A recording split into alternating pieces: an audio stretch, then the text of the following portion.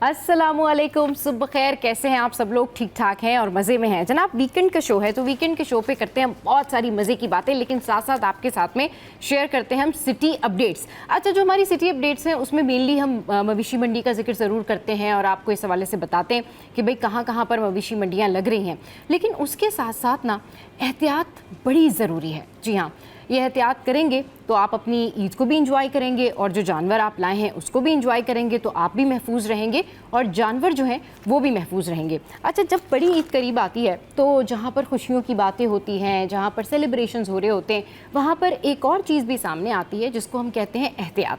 अच्छा, ये एहतियात करनी होती है आपने जब आप जानवरों को लाते हैं। तो आपको पता है कि जो कॉन्गो वायरस है वो बहुत ज़्यादा जो है इन जो जानवर होते हैं उनके ऊपर जो है ये एक्टिवेट होता है, और कॉन्गो वायरस के बहुत ज़्यादा तो नहीं लेकिन कुछ केसेस जो हैं वो सामने आ जाते हैं। तो आज हम आपको बताएंगे कि कॉन्गो वायरस जो है वो किन लोगों में होता है। आज हम आपको बताएंगे कि कॉन्गो वायरस से जो है वो किस तरीके से आप बच सकते हैं और इसकी जो अर्ली साइन एंड सिम्टम्स होते हैं ना वो क्या होते हैं। तो इस हवाले से आज हम जिक्र करने जा रहे हैं। तो भाई आपने कॉन्गो वायरस से बचना है, इसमें हो जाता है फ़ीवर।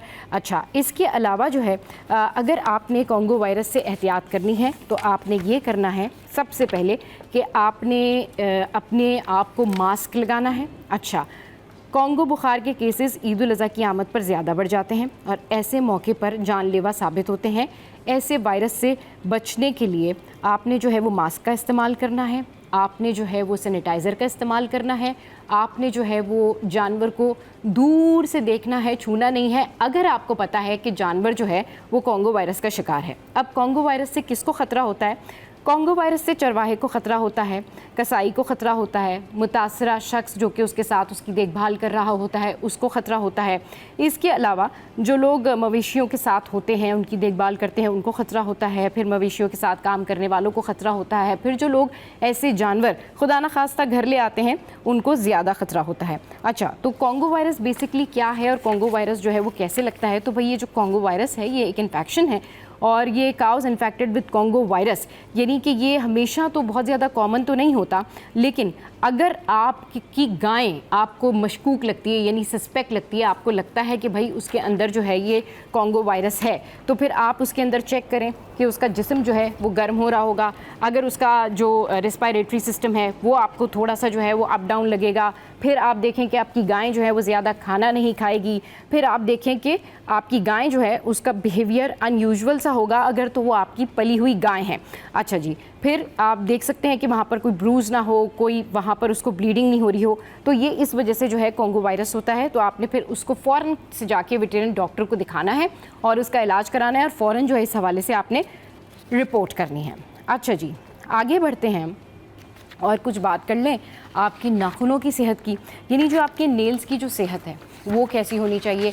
आप अपने नाखूनों को जो है वो घने, लंबे, और नाखून घने कैसे हो सकते हैं? ये तो बालों की बात हो गई। नहीं जी, आप अपने नाखूनों को चमकदार, चमकीला, लंबा और साफ़ सुथरा कैसे रख सकते हैं और इनकी केयर कैसे कर सकते हैं। बहुत सारे लोग ऐसे होते हैं जिनके नाखूनों की ग्रोथ अच्छी होती है लेकिन उनके नाखूनों की शेप नहीं बन पाती, उनके नाखून जो हैं वो इतने अच्छे नहीं होते कि वो अपने नाखून जो हैं वो खाली बिना नेल पॉलिश के जो है वो कहीं चले जाएं। इसके लिए उनको बड़ी मेहनत करनी पड़ती है।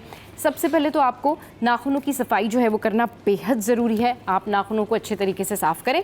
अच्छा, फिर उसके बाद आपने क्या करना है कि अपने नाखूनों को बेहतर करने के लिए, चमकदार करने के लिए, लंबा करने के लिए और अच्छा रखने के लिए आपने ये करना है कि आपने कोई भी नेल ऑयल लेना है या आपने कोई भी जो है वो तेल जो आपको लगता है, जैतून का तेल हो, नारियल का तेल हो, वो आप ज़रूर अपने नाखूनों के कॉर्नर्स के ऊपर लगाएं।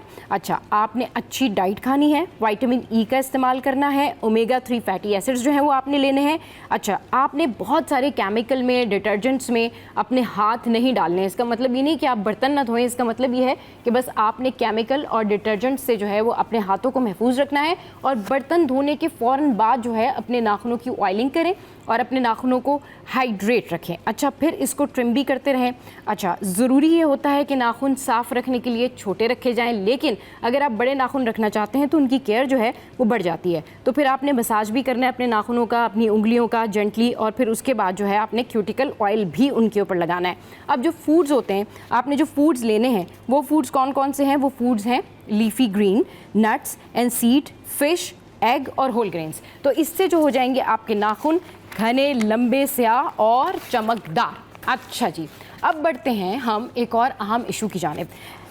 एज वी ऑल नो कि इंडिया पाकिस्तान का जो सिनेरियो इस वक्त बना हुआ है, उसमें हमेशा से ही इंडिया को हर बात पे पसपाई का सामना तो होता ही है। लेकिन अब कुछ ऐसा हुआ है कि जो चीनी तज्जियाकार हैं, इससे पहले भी हमने देखा कि बहुत सारे उनके टॉक शोज़ हुए और टॉक शोज़ में उनको मुँह की खानी पड़ी, न सिर्फ इंटरनेशनली बल्कि ओवरऑल जो है अब भारत को पसपाई का सामना है। ओवरऑल जो है भारत की जानिब से अब इस तरह की बात की जाती है कि भारत ने जो शशि थरूर हैं अपने सिफारतकार, उनको भेज दिया है कि जाएं जी आप विज़िट करें कुछ कंट्रीज़ के, और हम तो अकेले हो गए, तन्हा हो गए, तो जाके जो है कोई हमारी बात ही पहुंचा के आ जाएं, जाके जो है वो जितनी बेइज्जती हमारी हो गई है उसी को कंट्रोल कर लें। लेकिन एक बड़ा दिलचस्प जो है वो टॉक शो हुआ और अर्नब गोस्वामी, जिनको सब जानते हैं, इंडियन एंकर हैं, और जीडी बख्शी, इन लोगों के दरमियान जो है वो चाइना के जो तज्जियाकार हैं, सीनियर तज्जियाकार हैं, वो बैठे हुए थे। अब मैं आपको बताती हूँ कि खबर कुछ किस तरह से है और उस तज्जिये में हुआ क्या, और उसके बाद फिर पूरी दुनिया में इनकी जो है वो बदनामी हुई और फिर पूरी दुनिया में इनको पसपाई का सामना करना पड़ा। अच्छा जी, खबर कुछ इस तरह से है कि चीन के एक सीनियर तजुर्बेकार प्रोफेसर विक्टर गाओ ने लाइव शो के दौरान भारतीय रिटायर्ड मेजर जो था जीडी बख्शी और मेज़बान अर्नब गोस्वामी को जो है वो पछाड़ कर रख दिया। हुआ कुछ इस तरह से कि अर्नब गोस्वामी ने, जो उनका मेजर बैठा हुआ था वहाँ पर, जीडी बख्शी और चीन के सीनियर तज्जियाकार प्रोफेसर विक्टर गाओ को मदऊ किया। अब जब सारी बातचीत शुरू हुई तो उसके बाद शो के दौरान चीनी तज्जियाकार ने इरादा किया कि चीन और पाकिस्तान की दोस्ती जो है वो चट्टान की तरह मजबूत है। इस मुबाहिसे में जब गर्मा गर्मी उस वक्त बढ़ गई जब भारतीय रिटायर्ड मेजर जीडी बख्शी ने चीन पर तिब्बत पर हमले करने का दावा कर दिया और कहा कि यह हमला भारत और चीन के दरमियान जो ताल्लुकात हैं उसके बिगड़ने की वजह है।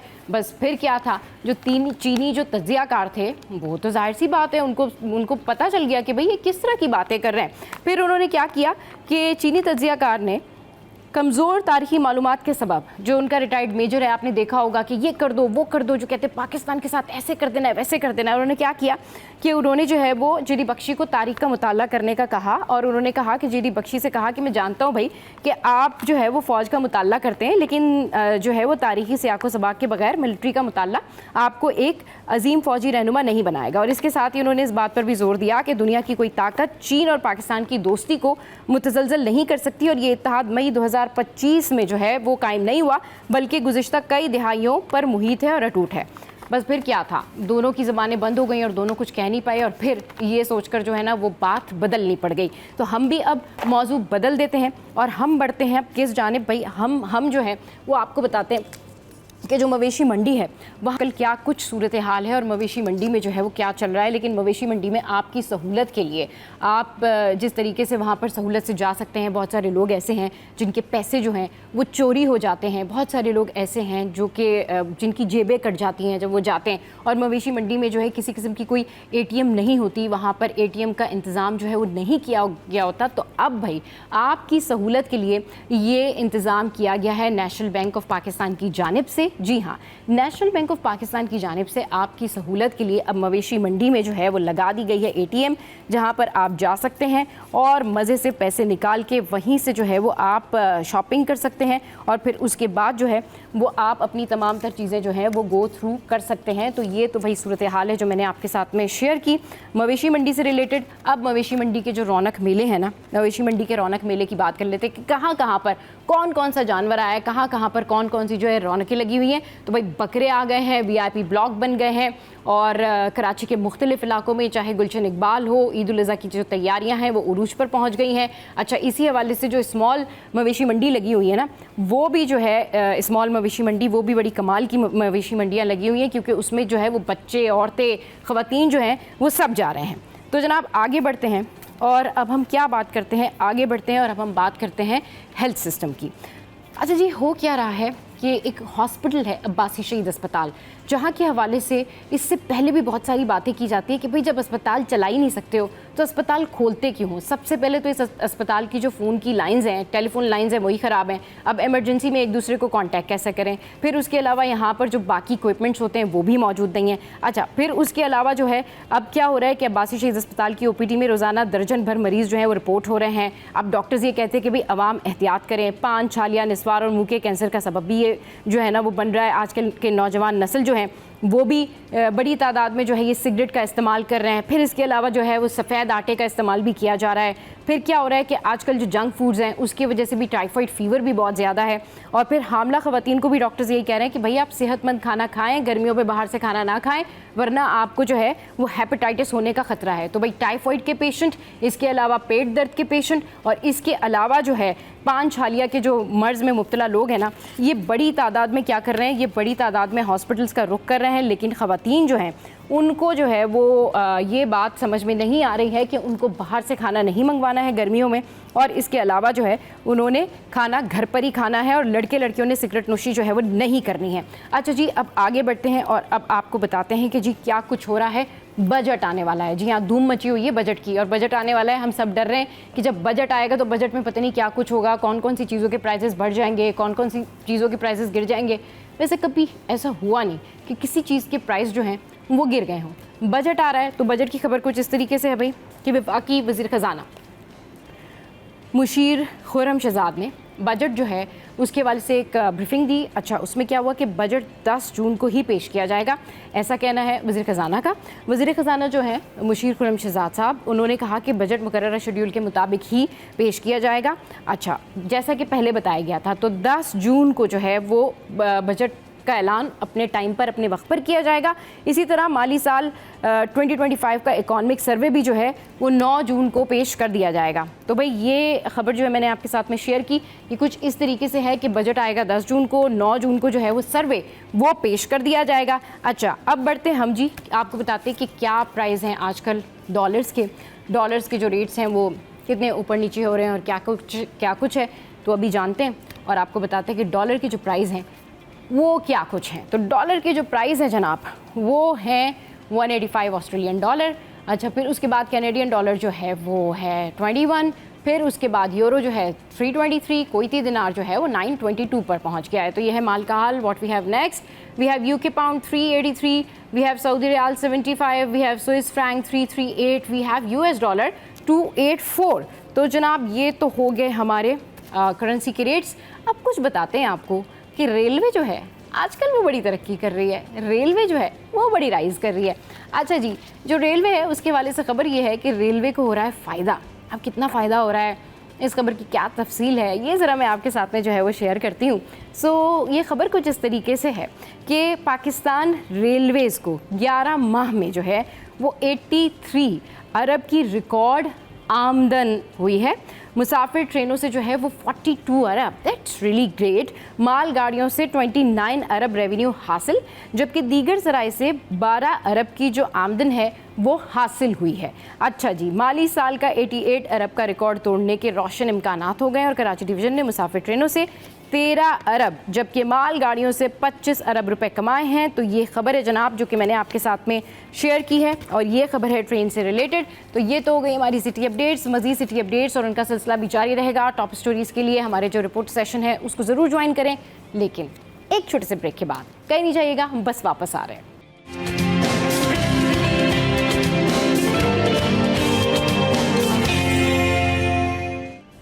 Welcome back. तो जनाब आते ही फ़ौरन से वेलकम बैक करते ही जो है वो मौसम का हाल जान लेते हैं, और मौसम का क्या हाल है ये ज़रा आपको बताते हैं कि आज दिन भर जो है वो मौसम कैसा रहेगा। तो मौसम कैसा रहेगा ये आपको बताते हैं। भाई 11 बजे क्या रहेगा, 12 बजे क्या मौसम रहेगा, फिर आपको 2 बजे तक का जो मौसम का हाल है ना हम एक्यूरेट बता रहे होते हैं कि मौसम जो है वो कैसा रहेगा। 11 बजे रहेगा 37 सेंटीग्रेड, 12 बजे रहेगा 49 सेंटीग्रेड, और फिर 1 बजे रहेगा 40 सेंटीग्रेड, और 2 बजे जो रहेगा वो मौसम रहेगा कितना जी 40 सेंटीग्रेड। तो मौसम की शिद्दत जो है वो बढ़ गई है और मौसम जो है वो अपना असर दिखा रहा है। कराची वाले जो हैं वो गर्मी में बहुत ज़्यादा परेशान है। अच्छा, एक और ख़बर मैं आपके साथ में शेयर करती हूँ जनाब, छुट्टियों का शेड्यूल आ गया है। जी हाँ, छुट्टियों का जो शेड्यूल है वो आ गया है, और ईद उल अज़हा पे अब हमें कितनी छुट्टियां मिलने वाली हैं ये मैं आपके साथ में शेयर करती हूँ।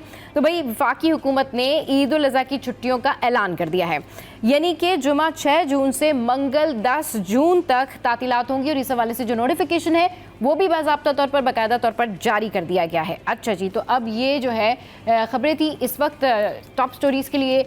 हमें ज्वाइन किया है आज़ाद भाई ने। अस्सलाम वालेकुम, वेलकम टू द शो। कैसे हैं आप? ठीक ठाक हैं आज़ाद भाई? आप ठीक हैं? मैं बिल्कुल ठीक ठाक। अच्छा आज़ाद भाई, ज़रा ये बताएं कि ये जो एक खबर है कि 20 ग्रेड के जो 43 अफसरान हैं ये नेशनल मैनेजमेंट कोर्स पर जाएंगे, ये क्या SOP है, ये क्या जो है वो इसकी इनसाइड स्टोरी है, थोड़ा सा हमें ये बताएं। बिल्कुल ये इस तरह है कि जिस शख्स को या किसी अफसर को अगले ग्रेड में तरक्की देनी होती है, क्योंकि अफसरान का आखिरी ग्रेड जो है 22 ग्रेड तक है, चीफ सेक्रेटरी हो या दीगर जो भी अफसरान हैं उनका आखिरी ग्रेड जो 22 है। ये 20 ग्रेड के अफसरान हैं, ये टोटल जो है 43 है, यानी 43 अफसरान है पूरे पाकिस्तान से, जिसमें सिंध, पंजाब, बलूचिस्तान, KP, गिलगित बल्तिस्तान के भी हैं। ये जाएंगे mid national management career course पर। इनका कोर्स होता है लाहौर में, वहाँ पर एक स्कूल है नेशनल, वहाँ पर होगा। ये मेरे ख्याल से 30 जून से जाएंगे और 31 अक्टूबर तक तो वहाँ पर जो है कोर्स करेंगे। और ये कोर्स करके वापस जैसे आएंगे तो उसके बाद में इनको 21 ग्रेड में तरक्की देने पर गौर किया जाएगा, क्योंकि 20 ग्रेड का अफसर है जिसमें 7 हमारे सिंध से ताल्लुक़ रखने वाले यहाँ सिंध में उनकी पोस्टिंग है, जिसमें सेक्रेटरीज भी हैं, DIG एस्टेब्लिशमेंट नईम शेख साहब भी हैं, कुछ दीगर वफाकी इदारों के अफसरान भी हैं, यहाँ पर नेब का डायरेक्टर भी है। ये 7 अफसरान हैं जो 30 जून से जाएंगे ट्रेनिंग पर, यानी अगले माह से, और 31 अक्टूबर तक वहाँ पर कोर्स करेंगे। कोर्स करने के बाद जैसे वापस आएंगे तो उसके बाद में इनको 21 ग्रेड में, जो अफसरान 20 ग्रेड के, इनको 21 ग्रेड में तरक्की देने पर जो गौर किया जाए, क्योंकि कोर्स के बगैर किसी अफसर को अगले ग्रेड तरक्की नहीं दी जाती है। ये कोर्स करके वापस आएंगे तो उसके बाद इनको अगले ग्रेड में तरक्कियाँ दी जाएंगी। तरक्कियों के लिए इनको कोर्स करवाया जाएगा ताकि उस मयार पर या उस मेरिट पर पूरा ये अफसरान उतरें। सही, उस मयार पर या उस जो है ना वो एक सर्टन काइंड ऑफ लेवल जो है उसको मेंटेन किया जाए। मज़ीद बताएं कि ये कोर्सेज़ जो है कितने इम्पैक्टफुल होते हैं, क्या फ़ायदा होता है आज़ाद भाई इन कोर्सेज़ का? कोर्सेस इंतहा लाजमी होते हैं, क्योंकि अफसर जो होता है उनकी ज़िम्मेदारियाँ बढ़ती हैं। जिस तरह ओहदे बढ़ते हैं, प्रमोशन होता है अफसर का, जिस तरह छोटे ग्रेड का अफसर होता है, फिर 17 का, फिर 18 में जाता है, उसकी ज़िम्मेदारी बढ़ती है, 18 का 19 में जाता है, उसकी ज़िम्मेदारी बढ़ती है। मुख्तलिफ सर्वेंट्स रूल्स हैं, कवानीन हैं, अख्तियारत का इस्तेमाल है, तमाम तरह जो मामला में बढ़ते हैं। बढ़ने के बाद जो है उनके पास तजर्बा होना लाजमी है। तजर्बे के बगैर वो किसी ओहदे पर लायक नहीं रहते। इसलिए जो हमारे सिविल सर्वेंट्स रूल्स हैं या कवानीन है, उस कवानीन के तहत इन अफसरान को जो कोर्स कराने के बाद भी तरक्कियाँ दी जाती है, उनको प्रोमोट किया जाता है अगले ग्रेड में, या उनको अहम ओहदे की ज़िम्मेदारी दी जाती है। जब तक अब देखा होगा आपने, कुछ ऐसे अफसरान हैं जो 19 ग्रेड के हैं लेकिन उनको 20 ग्रेड की पोस्ट पर पोस्टेड किया जाता है, यानी तैनात किया जाता है। उसकी सबसे बड़ी वजह ये होती है कि उसके पास तजर्बा होता है, उसके पास वो कोर्स किया होता है, जिसके पास उनको अगले ग्रेड में, यानी OPS की बुनियाद पर उनको 20 ग्रेड की पोस्ट पर तैनात किया जाता है। जिस तरह DGs हैं, मुख्तलिफ महकमों के स्पेशल सेक्रेटरीज भी हैं, जिस तरह इस वक्त महकमा अपना स्कूल तालीम में सैयद इमदाद शाह जो 19 ग्रेड के अफसर हैं लेकिन पोस्ट 20 ग्रेड की, लेकिन सीनियरिटी के लिहाज से उनको, तजर्बे के लिहाज से उनको बुनियाद पर जो है उनको 20 ग्रेड में स्पेशल ग्रेड सेक्रेटरी की पोस्ट पर तैनात किया गया। इस तरह मुख्तलिफ कई ऐसे महकमे जिसमें स्पेशल सेक्रेटरी ऐसे हैं जो 19 ग्रेड के लेकिन 20 ग्रेड की पोस्ट पर पोस्टेड है। उनकी सबसे बड़ी वजह यह है उनके पास कोर्स किया हुआ है और तजर्बे की बुनियाद पर उनको वहाँ पर जो है तैनात किया गया है। जी बिल्कुल सही कह रहे हैं कि तजर्बे की बुनियाद पर उनको तैनात किया गया है। अच्छा, ये कैसी एक्टिविटी है आज़ाद भाई, कैसे देख रहे हैं इस एक्टिविटी को? और मैं चाहूँगी कि आप जो है वो प्रोमिनेंट पिक्चर्स भी चलाएं कि ये जो लोग हैं जिनको इन कोर्सेज़ पे भेजा जा रहा है, ये बड़ा अच्छा होता है, ये बड़ा हेल्दी होता है, ये बड़ा सीखने का अमल होता है, इससे इम्प्रूवमेंट जो है वो भी बहुत आती है। तो ज़रूर अभी हम आपको बताते हैं कि किन लोगों को जो है भेजा जा रहा है। किस तरह देख रहे हैं कि ये कितना अच्छा होता है किसी भी महकमे के अंदर, किसी भी ऑफिस लेवल पर, ऑफिसर लेवल पर, ये खुद ऑफिसर्स के लिए कितना अच्छा होता है, ज़रा ये बताएं। अच्छा, मज़े की बात ये, मैं हफ्ते में एक बार दफ्तर आता हूँ, दफ्तर में लोगों के साथ मिलता हूँ तो कई नई चीज़ें मुझे सीखने को मिलती है। बिल्कुल सही कह रहे हैं। हाँ, अच्छा, उसके बाद बात ये है कि अफसरान सिर्फ सिंध के तो 7 अफसरान हैं जो यहाँ से जा रहे हैं ट्रेनिंग के लिए, कोर्स के लिए लाहौर, लेकिन इनके अलावा 43 अफसरान, इन समेत जो है 43 अफसरान हैं, बाकी दीगर सूबों में हैं। जब अफसरान एक दूसरे से मुलाकात करेंगे, मिलेंगे जुलेंगे इस कोर्स के अलावा, तो भी मुख्तलिफ सूबों के जो कवानीन हैं, मुख्तलिफ सूबों के जो मामलात हैं, वो भी इनको सीखने के लिए मिलेंगे। एक दूसरे में आपस शेयरिंग होगी। शेयरिंग ये होगी कि भाई सिंध के मामला किस तरह आप चला रहे हैं, कोई कवानीन है, मुख्तलिफ मामलात हैं, कई ऐसे मामला जो कोर्टों में ज़ेर इल्तवा हैं, कई ऐसे मामला हैं जो इंतज़ामी जो है लापरवाही का शिकार हैं, कई ऐसे मामला हैं जो मुख्तलिफ वजूहत की वजह से जो इल्तवा का शिकार हैं या वो मामला आगे बढ़ नहीं रहे हैं। तो ये अफसरान उनसे पूछेंगे आपके पास आपके सूबे में इस मामले को, ये मामला जो है इसको किस तरह हल किया जाता है, या बिन सूबाई जो मामला हैं उनको किस तरह देखा जाता है, या अफसरान जब एक दूसरे के साथ मिलेंगे बैठेंगे तो उनको पता चलेगा भाई अगर पंजाब के मामला किस तरह हल किए जाते हैं, या KP में क्या सूरत हाल है, या बलोचिस्तान में क्या सूरत हाल है, या गिलगित बल्तिस्तान में क्या सूरत हाल है। तमाम तरह अफसरान इस कोर्स के अलावा उनके पास आपस में जो हम मांगी रहेगी वो भी इतना एक अहमियत की हमल है जिससे अफसरान को बहुत कुछ सीखने को मिलेगा। अगर वो ये अफसरान 7 अफसरान वहाँ जाकर सीख कर वापस यहाँ आएंगे तो यहाँ कुछ और अफसरान उनको बताएंगे हम वहाँ गए तो वहाँ पर पंजाब के ये मामला हैं, KP के ये मामला हैं, बलोचिस्तान के ये मामला हैं, गिलगित बल्तिस्तान के ये मामला हैं, उनको सीखने के लिए बहुत चीज़ें मिलेगी। चलिए जी, ये बड़ी अच्छी बात है कि उनको सीखने के लिए जो है वो बहुत सारी चीज़ें मिलेंगी। अच्छा जी, अब कुछ बढ़ते हैं आगे और आपको बताते हैं कि भाई आज क्या सैटरडे है और आज के दिन हम यूजुअली आपको ज़रूर ये बताते हैं कि आप जो है वो वीकेंड पर कर सकते हैं घूमने फिरने के लिए, और आप जो है वो अपने वीकेंड को किस तरह से बेहतर बना सकते हैं, किस तरह से एनर्जेटिक बना सकते हैं। तो खबरों के साथ साथ थोड़ा सा जो है वो आपका मूड चेंज करते हैं और आपको लेके चलते हैं चरना आइलैंड। अच्छा, ये जो चरना आइलैंड है ये बड़ा फेमस है और यहाँ पर जो है लोग जाते हैं, बड़ा एंजॉय करते हैं, स्कूबा डाइविंग है, लोग नई नई चीज़ें जो एक्सप्लोर कर रहे होते हैं, यू नो दैट्स अमेजिंग। लेकिन शायद चरना आइलैंड को इस तरह से किसी ने जो है वो दिखाया नहीं होगा, उसके बारे में इस तरह से जो है वो डिटेल्स किसी ने आपको बताई नहीं होंगी। लेकिन हम है ना, सिटी 21 है ना, और हमारी जो करस्पॉन्डेंट है अक्सा, वो गई थी चरना आइलैंड और वहाँ जाकर उन्होंने जो है ये ज़बरदस्त कवरेज की और वहाँ पर जाकर उन्होंने हमें बताया कि वहाँ पर क्या कुछ है। तो ज़रा देखिए अक्सा वहाँ पर क्या कर रही है। आपने भी कश्ती की सवारी और स्कूबा डाइविंग करनी है तो चरना आइलैंड से बेहतर कोई जगह नहीं। आखिर मौसम गर्मा में चरना आइलैंड पे लोगों का रश क्यों बढ़ जाता है, ये जानने के लिए हम कराची से 45 किलोमीटर का सफ़र करके पहुँचे हैं सुनहरा बीच, और आगे का सफ़र है हमारा कश्ती पर। तो कश्ती इंतज़ार कर रही है, आइए चलते हैं। बलोचिस्तान की हदूद में वाक़ एक छोटा सा जजीरा है जहाँ का पानी 20 से 60 फुट तक गहरा है और यहाँ पर दीगर आब हयात को जो है वो बआसानी से देखा जा सकता है। यहाँ पर पहुँच चुके हैं, बाकी का मंजर आपके सामने। चरना आइलैंड आकर आपको लगेगा कि आप कहीं मालदीव, थाईलैंड या फिर इंडोनेशिया जैसे समंदर की सैर कर रहे हैं, पर ये कराची से दूर और बलोचिस्तान की हदूद में वाक़ एक छोटा सा जजीरा है जहां आकर मैंने अपने डर का सामना किया और मेरी स्कूबा डाइविंग आपके सामने है। तो अगर आप भी चाहते हैं कि स्नॉर्कलिंग और स्कूबा डाइविंग जैसे एक्सपीरियंस करना तो एक दफ़ा स्कूबा वर्ल्ड वालों के साथ स्कूबा डाइविंग का एक्सपीरियंस ज़रूर लें। और मेरा ये सफ़र आपको कैसा लगा ये आपने ज़रूर बताना है। जी अक्सा, हमें बहुत अच्छा लगा और मैं आपको ये ज़रूर बता रही हूँ कि भाई आपका जो पैकेज है वो बड़ा ज़बरदस्त है और जिस तरीके से आपने एक्सप्लोर किया है चरना island, you know that's amazing. अच्छा, जिस तरीके से हमने अभी ये देखा आज़ाद भाई, ज़बरदस्त सी जो हमने फुटेज देखी, ज़बरदस्त सी कवरेज देखी हमने अक्सा की, वहीं पर जो है ज़रा मुझे ये बताएं कि बहुत सारे लोग बड़ी ईद पे ना पिकनिक का प्लान रख रहे होते हैं और बहुत सारे लोग जो है वो ये बात कर रहे होते हैं कि मीठी ईद पे ज़्यादातर लोगों ने शादियाँ और ये सारी चीज़ें हो रही होती है और बड़ी ईद पे जो है वो खाबे पिकनिक का प्लान। तो कितना महफूज है इस तरह से ईद के इवेंट के ऊपर जाना, पिकनिक के ऊपर, या ओवरऑल कराची में जो पिकनिक है, पिकनिक पॉइंट्स हैं हमारे, वहाँ पर जाना कितना महफूज है और कितना अच्छा है? ये बड़ी आपको लगता है हेल्दी एक्टिविटी है? थोड़ा सा मुझे गांव का भी बताइएगा कि गांव में जब लोग बारबेक्यू करते हैं तो वो क्या करते हैं? ज़ाहिर है वो तो बेचारे उस तरह से नहीं जा सकते उस समंदर की तरफ, वो तो ऑब्वियसली इन इलाकों में, इन एरियाज़ में ही है। तो ये कितनी हेल्दी एक्टिविटी लगती है और किस तरीके से जाना चाहिए, क्या क्या प्लान करने चाहिए? अपने भी कोई एक्सपीरियंस शेयर करें कि आप किधर जाते हैं बारबेक्यू करने। अच्छा, सच्ची बात ये है कि हर किसी इलाके की अपनी पहचान है। हाँ। जिस तरह हम कराची में रहते हैं लेकिन साहिल समुद्र हमारे पास ही है। हाँ। लेकिन मुख्तलिफ इलाकों से लोग यहाँ आते हैं साहिल समुद्र घूमने के लिए, लेकिन हम नहीं जाते हैं क्योंकि घर की मुर्गी दाल के बराबर ना। तो अच्छा, इस तरह ये है कि ख़ासतौर पर ये बड़ी ईद है लेकिन गर्मी बहुत शदीद गर्मी है। इस गर्मी के पेश नज़र को लोग घरों से बाहर निकलने गवारा नहीं करते, लेकिन ज़्यादा मुख्तलिफ फैमिलीज़ हैं या बच्चे हैं, उनकी ये ख्वाहिश होती है हम किसी ऐसे मुकाम पर चले जाएं जहाँ पर जब तफरीह करें, इंजॉय करें। उनको गर्मी सर्दी का कोई एहसास नहीं होता है।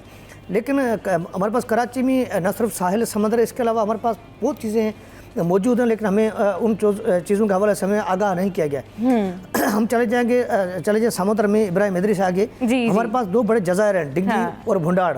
ये बड़े जज़ायर हैं। यहाँ पर लोग बसते हैं, इसलिए मतलब वीरानी है, लोग बसते हैं। अच्छा, मज़े की बात आपने सुना होगा कि हमारे पास मुख्तलिफ फोर्ट हैं, किले, जिसको किला कहा जाता है। जिस तरह अपना कोट डेजी किला है, उमरकोट किला है, नवकोट किला है, या मुख्तलिफ किले हैं जिसको फोर्ट कहा जाता है। हाँ। इस तरह हमारे पास समंदर के अंदर इब्राहिम मदरी से आगे जाएंगे, एक बाकायदा पुराना तारीखी फोर्ट है, किला है। लोग वहाँ पर तफरीह करने के लिए वहाँ के बछेरे जाते हैं। अच्छा। लेकिन हमें पता नहीं है। मैं खुद 2004-5 की बात है, जब ये कुछ मामला था डेंगी और भंडार जजार जो उसको ऑक्शन किया जा रहा था, किसी कंपनी को दिया जा रहा था, तो मैं खुद वहाँ गया, मैं हैरान रह गया भाई, दरिया के अंदर भी एक फोर्ट किला है। वहाँ पर लोग घूमने जा रहे हैं, मतलब वहाँ के मच्छेरे हैं या उनके अहले इलाके वहाँ जाते हैं इस कस्ट्यूम में। लेकिन इस तरह हमारा कुंड मलिर है, इस तरह कई ऐसे इलाके जिस तरह हमारे पास लोग कोशिश करते हैं, कराची के शहरी घूमने जाते हैं, हम कहते हैं किंजर झील, वो लोग उसको कहते हैं कलरी झील, वहाँ जाते हैं। अच्छा, ये जो किंजर झील है और करली झील है, ये एक ही है आजाद भाई? एक ही। ओके, सही। चलिए जी, ये कंफ्यूजन भी जो है ना आज एटलीस्ट खत्म तो हुई कि ये किंजर झील और करली झील एक ही है। किंजर एक ही है, उसको कलरी कहा जाता है। अच्छा, उसकी क्या कोई खास वजह है कि उसे करली कहा जाता है या वो ऐसे ही नाम दिया? पता नहीं मुझे, जिसे कराची को कराची कहा जाता है। हाँ, इस तरह करली को करली, सही है। किंजर को करली कहा जाता है, सही। किंजर झील है, वहाँ पर नूरी हुंदलो शाह की कब्र भी है वहाँ पर, उसके अंदर बिल्कुल एक गोल ऐसा बना हुआ उसके अंदर ही है। लेकिन वहाँ पर इस वक्त महकमा का सकाफत ने बाज़ाब्ता तौर पर बहुत सारे हट्स कायम कर दिए, फैमिली वहाँ रुक सकती है, रह सकती है। इसके साथ साथ इरिगेशन का बड़ा हट है, मतलब बेंगलोर टाइप का बना हुआ है। मैं खुद जाता रहता हूँ, मेरे यार दोस्त या फैमिली के लोग जाते रहते हैं वहाँ पर। लेकिन बिल्कुल एक सेफ इलाका है, महफूज इलाका है, वहाँ पर कोई इस तरह की कोई चीज़ नहीं जहाँ पर कोई अपने आप को गैर महफूज समझे। और वहाँ के जो लोग हैं बड़े मेहमान नवाज लोग हैं, इसमें ये नहीं है कोई वहाँ के लोग उनको रेस्पॉन्स न करें, इज्जत न दो। उसके साथ साथ लोग, मज़े की बात यह है कि वहाँ पर लोग जो ख़ासतौर पर वहाँ पर लोग खाने के लिए ज़्यादा इस्तेमाल करते हैं मछली और चावल। वो लोग उनको दावत देते हैं, भैया आओ मछली और चावल खा के जाओ। जिस तरह बीच नया सॉन्ग नहीं था, आओ मच्छी पिला तुम्हें खिला। जी बिल्कुल। इस तरह वहाँ के लोग बड़े मेहमान है, वहाँ को बोल मछली पल्ला खिलाऊं तुम्हें। अच्छा, वहाँ पर मछली और चावल है। मछली कलरी झील के, किंजर झील कहा जाता है, उसी की है। तो इस तरह की बहुत तफरीह के मुकामात है। यहाँ पर चले जाए, मनोडू चले जाएँ, या यूनुसाबाद से आगे बहुत सारे हट्स हैं, या साहिल समंदर के पास हैं, मुख्तलिफ इदारों के हैं। हमारे पास तफरीह के लिए बहुत चीज़ें मौजूद हैं, लेकिन हमारे पास आगाही के लिए कोई चीज़ नहीं है, इसलिए लोग एहतियात नहीं बरतते हैं, जिसके बाद जो हादसात होते हैं।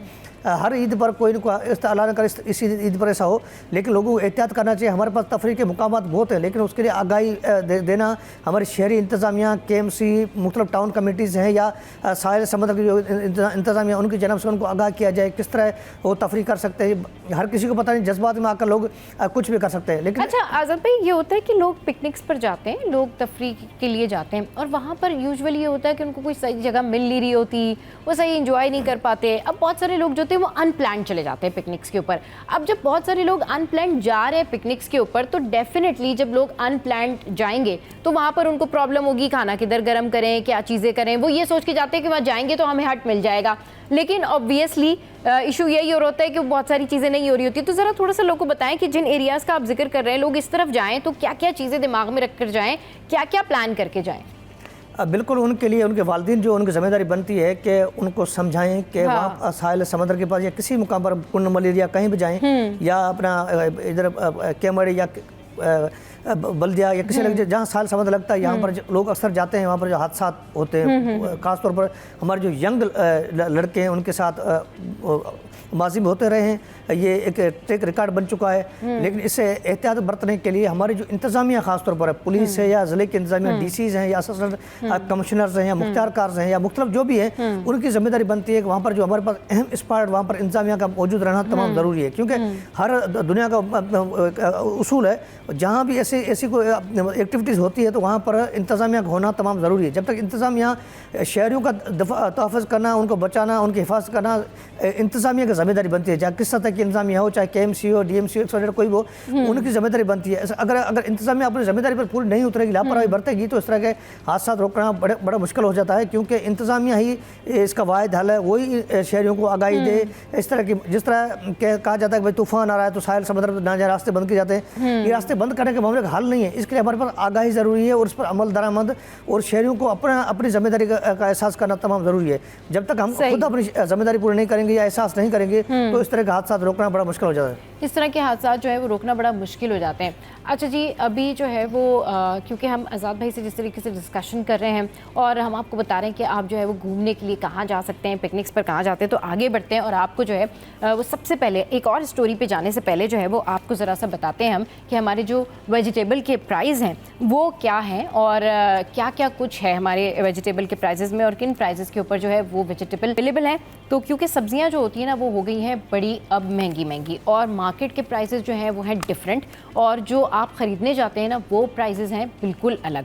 तो अभी आपको हम बताते हैं कि जो सब्जियों के रेट्स हैं, स्टैटिक रेट्स हैं जो कमिश्नर कराची के, वो क्या हैं। तो भाई थोड़ी सी देर में जो है वो आप हमसे जानेंगे कि क्या रेट्स हैं। तो जी टमाटर जो है वो 52 है, इसके अलावा जो है आलू जो है वो 46 है, फिर उसके बाद जो है लहसुन वो 230 है, फिर उसके बाद जो है वो अदरक वो 575 है, फिर उसके बाद जो गाजर है वो 81 है, फिर उसके बाद जो है वो तुरई वो 58 है। Then we have what we have, फिर हमारे पास है लौकी जो कि 58 है एंड फूल गोभी वो 115 है। और भाई व्हाट वी हैव नेक्स्ट, खीरा जो है वो 58 पर है और खीरा आंखों के लिए बड़ा बेहतर है, भिंडी डाइजेस्टिव सिस्टम के लिए बेहतर है 82 पर है, प्याज जो है वो बालों के लिए बेहतर है और ये 29 पर है। वैसे आप पकाने के लिए भी इनको इस्तेमाल करें क्योंकि आजकल तो लोग जो है ना वो सब्जियों का जिक्र ज़्यादातर इसलिए कर रहे होते हैं कि भाई आपने जो है वो सब्जियों से अपनी स्किन का फ़ायदा करना है, सब्जियों से अपने मैदे का फ़ायदा करना है और बाकी सब्जियों से फ़ायदा भी होता है। तो सब्ज़ी खाएं भी और लगाएं भी, जैसे कि टमाटर हो गया, खीरा हो गया, तो ये चीज़ें जो है बड़ी बेनिफिशियल होती हैं आपके लिए।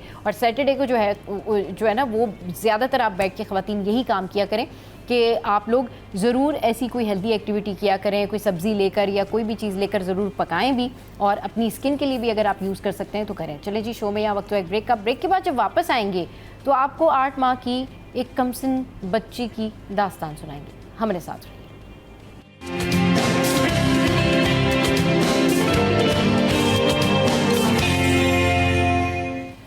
Welcome back. तो भाई जिस तरह से हमारी खबरों का सिलसिला जारी है वैसे वैसे अपडेट्स का सिलसिला भी जारी है। तो अगर आप जाना चाहते हैं और शॉपिंग करना चाहते हैं तो सेल लगी हुई है। जी हाँ, सेल लगी हुई है खाड़ी पे 70%। और फिर इसके अलावा आप लाइमलाइट भी जा सकते हैं, गुल अहमद भी जा सकते हैं और फिर आप जे डॉट भी जा सकते हैं। जे डॉट पे है 25 to 40%, लाइमलाइट पे है 40%, गुल अहमद पर है 70% और खाड़ी पर जो है वो भी 70% है। तो जनाब ये तो हो गए सेल प्राइजेस। इसके अलावा अगर आपने ग्रॉसरी करनी है और अभी जल्दी जल्दी खाना पकाना है आपने तो भाई दालों के रेट सुनते जाएँ। दाल माश जो है उसके कमिश्नर कराची के रेट्स हैं 405। जी और दाल माश जो होती है बहुत सारे लोगों की फेवरेट होती है, वैसे मेरी भी फेवरेट है। अच्छा जी, इसके अलावा दालों के मजीद जो स्टैटिक रेट्स हैं मैं आपके साथ में शेयर कर देती हूँ। वो हैं जी, मूंग की दाल जो है वो है 310, मसूर की दाल जो है उसके होलसेल प्राइस जो है वो 250। अच्छा जी, जो दाल चना है उसके होलसेल प्राइस है 340 और जो काबली चना है उसके होलसेल प्राइस है 310। तो जनाब ये तो हो गई सारी वो खबरें जो कि हमने आपके साथ में शेयर की। और अब हमें जो है ब्यूरो चीफ कराची अशरफ भाई ने भी जो है वो ज्वाइन कर लिया है और अशरफ भाई से जो है वो अब हम मज़ीद बात करेंगे। अशरफ भाई, जैसे जैसे शहर कायद में जो है वो वाक़यात बढ़ते जा रहे हैं और आप देख रहे हैं कि कभी छोटे बच्चों का अगवा हो रहा है और कभी जो है वो बकरे चोरी हो रहे हैं, मतलब हर चीज़ अगवा हो रही है, हर चीज़ चोरी हो रही है, हर चीज़ जो है वो पता नहीं क्या कुछ हो रहा है। वैसे ही एक और वाक़या हुआ, ये कुर्बानी के जानवर छीनने का वाक़या है जी। ये वाक़या कुछ इस तरह से है कि SHO की 1 साल की जो सर्विस है उसके ऊपर जब्त करने का हुक्म भी दे दिया। कराची का इलाका है अशरफ भाई अजीज़ाबाद, जहाँ पे व्यापारी से कुर्बानी के जानवर छीनने के वाक़े पर कराची पुलिस चीफ जो है वो जावेद आलम ओडो ने SHO और अजीज़ाबाद की 1 साल की सर्विस जब्त करने के अहकाम जारी कर दिए हैं। तो ये क्या रवैया है कि पुलिस वालों की जानिब से इस तरह की खबरें सामने आती कि अब ये लोगों के कुर्बानी के जानवर भी चोरी कर रहे हैं? नहीं देखिए, सिर्फ यही नहीं, हमने तो कई खबरें दी हैं। मेन ये है कि पहले इनको जो है ना एक मोटिवेशन देना चाहिए IG साहब को। उन्होंने एक्शन तो ले लिया, वजूहात क्या है?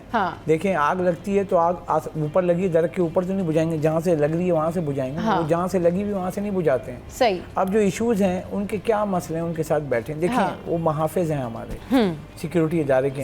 हमारे आजी साहब सीनियर करस्पॉन्डेंट है जो ये सारी खबरें भी वहाँ से दे, तो ये भी जाते हैं होम डिपार्टमेंट में। तो ये मतलब आप देखें वो अगर वर्दी पहन ली है तो वो हमारे मुहाफिज हैं भाई, उनकी दिल से इज्जत करते हैं, तो उनका चाहिए कि जो आवाम है उसकी जाके उनको तहफ़्फ़ुज़ फराहम करें, ना कि उन्हीं के साथ ये एक्शन करें।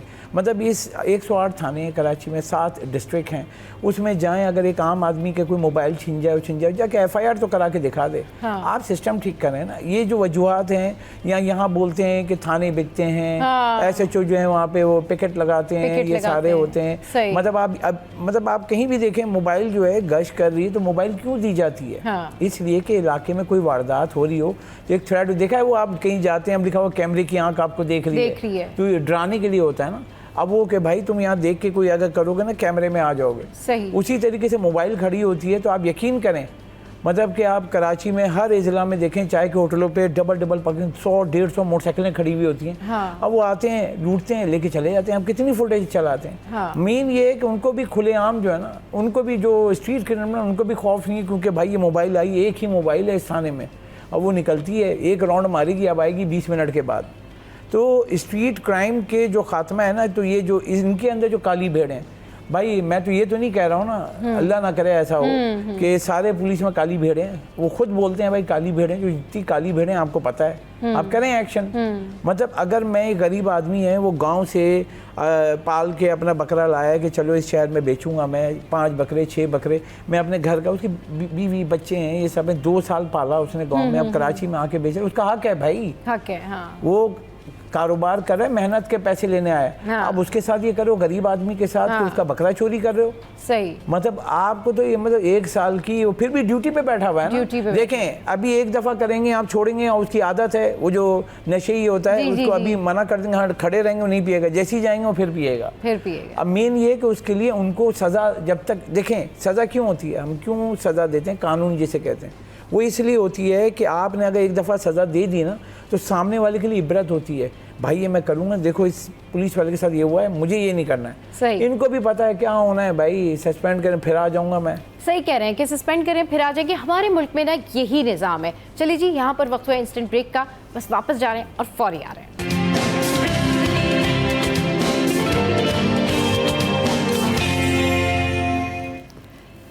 Welcome back. तो भाई एक और स्टोरी के बारे में बात करते हैं, जिसका चर्चा जो है कल बहुत ज़्यादा रहा, और लोग अपने व्हाट्सएप ग्रुप पर भी जो है ये चीज़ें सब शेयर करते रहे। मुख्तलिफ मीडिया के लोग जो है इस हवाले से बात करते रहे कि छोटे बच्चों के जो अगवा हैं वो अब वाकई बढ़ गए हैं। लेकिन ये जो अगवा होते हैं, इसमें कहीं ना कहीं उनके केयर टेकर, उनके गार्जियन या पेरेंट्स जो हैं, उनकी बहुत बड़ी गफलत होती है कि वो अपने बच्चों को इस तरीके से छोड़ देते हैं। चलिए ठीक है, अगर किसी के साथ कोई मिसहैप हुआ, कोई ट्रैप हुआ, that's another part of story. But एक बच्चा अगवा हो जाता है तो जाहिर सी बात है उसके पीछे जो है उसके जो घर वाले हैं, उसके पेरेंट्स हैं, उसके बहन भाई हैं, उनको ज़रूर ये ख्याल रखना चाहिए कि बच्चों के साथ जो है वो इस तरह के मामलात ना हो, क्योंकि ये छोटे बच्चे भी जो है ना, जो बोल नहीं सकते, ये वाकई बड़े बेज़बान मासूम बच्चे होते हैं, सिवाय रोने के जो है वो कुछ नहीं कर सकते। एक ऐसी स्टोरी हमारे पास है, सबसे पहले ये वीडियो देखिए, फिर इस पर बात करते हैं। चलिए जी, तो आपने ये देखी खबर। अशरफ भाई, इस तरह के वाक़यात होते हैं, पुलिस को इन मामलात में कितना ज़्यादा एक्टिव होने की ज़रूरत है? और थोड़ा सा जो है आज मैं वालिदैन के हवाले से बात करूँगी कि वालिदैन को भी कितना ज़्यादा प्रॉपर होने की ज़रूरत है कि वो अपने बच्चों के साथ इस तरह की लापरवाही नहीं बरतें। नहीं सब अगर देखा जाए, जैसे ये फुटेज आपने चले, अभी मैं उसकी डिटेल निकाल रहा था, तो ये मतलब हैरान कुन बात ये है कि इब्राहिम हैदरी के जो बताया जा रहा है, जुम्मा गोट में जो है, यहाँ पे 7 महीने की ये बच्ची थी जिसको अगवा किया गया, और इलाका मकीनों जो मतलब वो बताया गया है कि रात के 3 बजे जुम्मा गोट से 7 माह की मासूम बच्ची को अगवा किया गया। अब रात के 3 बजे मतलब ये वैसे क्वेश्चन मार्क है मेरे ऊपर, मतलब 20 साल मैंने भी लगा दी, ये मुझसे ज़्यादा है। मतलब रात के 3 बजे कौन बाहर का आदमी आके घर में बच्ची को लेके जाएगा? ये तो बहुत बड़ा कंसर्न है। और 3 बजे रात को 7 माह की बच्ची बाहर भी नहीं निकलेगी। पहला ये, क्योंकि इसकी जांच होनी चाहिए। मैं इसको, आपने वो दिया तो इसको मैं और इसको चेक कराता हूँ। और इलाका मकीनों ने जो है वहाँ पुलिस की मदद से तलाश किया, तो आप देख रहे हैं ये नाला है, मतलब गटर जो ऊपर से पाइप जा रहा है, ऊपर से तोड़ा हुआ बच्ची, तो मतलब किसी को तो पता होगा ना। देखें मतलब कौन इतना सोच के जाएगा कि वहाँ पे गटर का वो पाइप है वो टूटा हुआ है, उसमें बच्ची है, कोई मिला हुआ होगा, यानी पुलिस अभी तहकीकात करेगी। लेकिन मेरे लिए क्वेश्चन मार्क है ये, रात को 3 बजे ये बच्ची अगवा होती है, 7 महीने की, माँ बाप कहाँ थे? सही बात है, ठीक है। और ये क्योंकि देखें ये लोग जो है ना ह्यूमन, उनको बहुत सारे इलाकों में जो है ना वो टच ही करते हैं कि भाई ऐसा कुछ करो तो वो ये हो जाएगा वो हो जाएगा।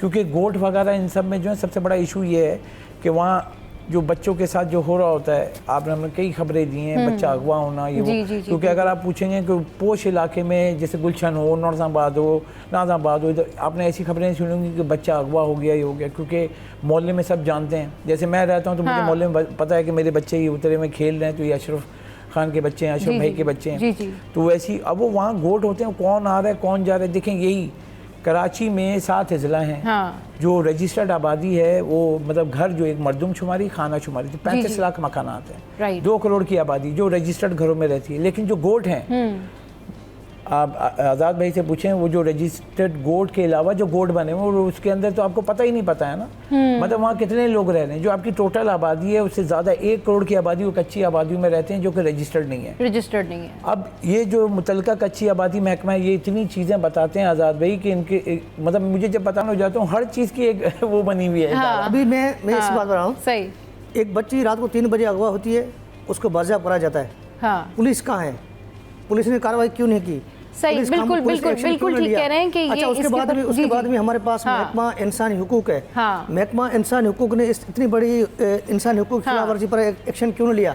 उसके बाद हमारे पास चाइल्ड प्रोटेक्शन एक्ट है। बिल्कुल सही कह रहे हैं, महकमा इंसानी हुकूक है, चाइल्ड प्रोटेक्शन एक्ट है, पुलिस है। और पुलिस कहाँ थी उस टाइम पर जब ये सारा सिनेरियो हुआ? तो बहुत शुक्रिया आज़ाद भाई हमारे शो पर आए, बहुत शुक्रिया अशरफ भाई हमारे शो पर आए। शो में जो है वक्त है ब्रेक का, और क्योंकि हेडलाइंस का टाइम है, हेडलाइंस के बाद फ़ौरन वापस आते हैं और आपके साथ में मज़े के टॉपिक शेयर करते हैं। आपने कहीं नहीं जाना, हमारे साथ रहना है।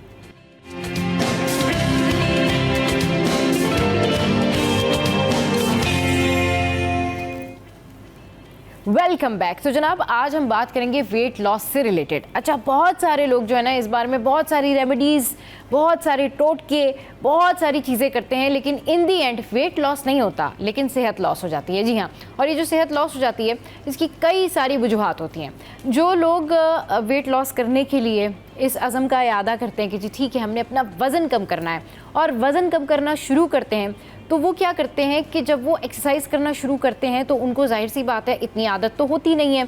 अब आपको किसी ने कह दिया कि आपके BMI के हवाले से कह दिया ये आपका तो वज़न बड़ा बढ़ गया है, या कि एक बड़ा बुरा मैनर होता है ये कि आप किसी को कहें अरे वो तो मोटा है, वो तो मोटी है, ये बॉडी शेमिंग में भी आती है। लेकिन जब कोई शख्स ये बातें सुन लेता है ना और उसको ये समझ में आ रही होती है कि भाई ये मुझे मोटा कह रहा है या मोटी कह रही है, तो उसके बाद वो वहीं से ये डिसाइड करना शुरू करते हैं लोग कि नहीं, मैंने अपना वेट जो है वो लॉस करना है।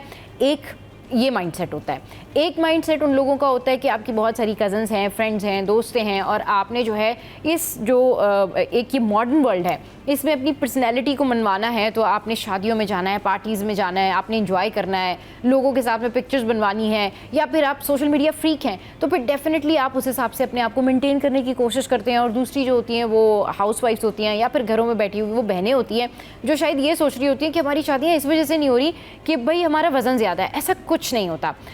पहली चीज़ जो मैं आपको सजेस्ट करूंगी कि अगर आप नॉर्मल वज़न के साथ प्रॉपर एक्सरसाइज करते हैं तो इट्स फाइन, बट अगर आप किसी ख़ास मकसद के लिए, किसी मूवीज़ के लिए या शूट्स के लिए या दीगर चीज़ों के लिए, या आप जो है वो कोई प्रोमिनेंट पर्सनैलिटी हैं और आप वेट लॉस करना चाहते हैं, या घर में बैठी हुई वो ख़वातीन जो कि प्रोफेशनली कुछ करना चाहती हैं, उनको वेट लॉस करना है, या वो लोग जो बहुत एक्स्ट्राऑर्डिनरी उनको लगता है कि हम फिट एंड फाइन रहना चाहते हैं, तो उनके लिए सबसे ज़्यादा यही ज़रूरी होता है कि जब भी वो अपना वेट लॉस करना शुरू करें, जब भी वो ये एक्सरसाइज, ये प्रैक्टिस, ये टोटके वगैरह सारे शुरू करें, तो उससे पहले ग्रेजुअली, स्लोली ये सारी चीज़ें स्टार्ट करें, क्योंकि एकदम से जो है वो कोई चीज़ नहीं होती। जब तक आपको किसी भी चीज़ की प्रैक्टिस ही नहीं हो तो आप वो सर्टन काइंड ऑफ अचीवमेंट जो है वो गेन नहीं कर सकते। ये खाम ख्याली होती है लोगों की कि जी ठीक है हम 10 दिन जाएंगे और हमारा वेट लॉस हो जाएगा, जी ठीक है हमने जो है वो फलां चीज़ खानी है और हमारा वेट लॉस हो जाएगा। नहीं, पहले तो आपको एक्सपीरियंस की ज़रूरत है कि आपने उस एक्सरसाइज के अंदर क्या सीखा, क्या एक्सपीरियंस हुआ आपको,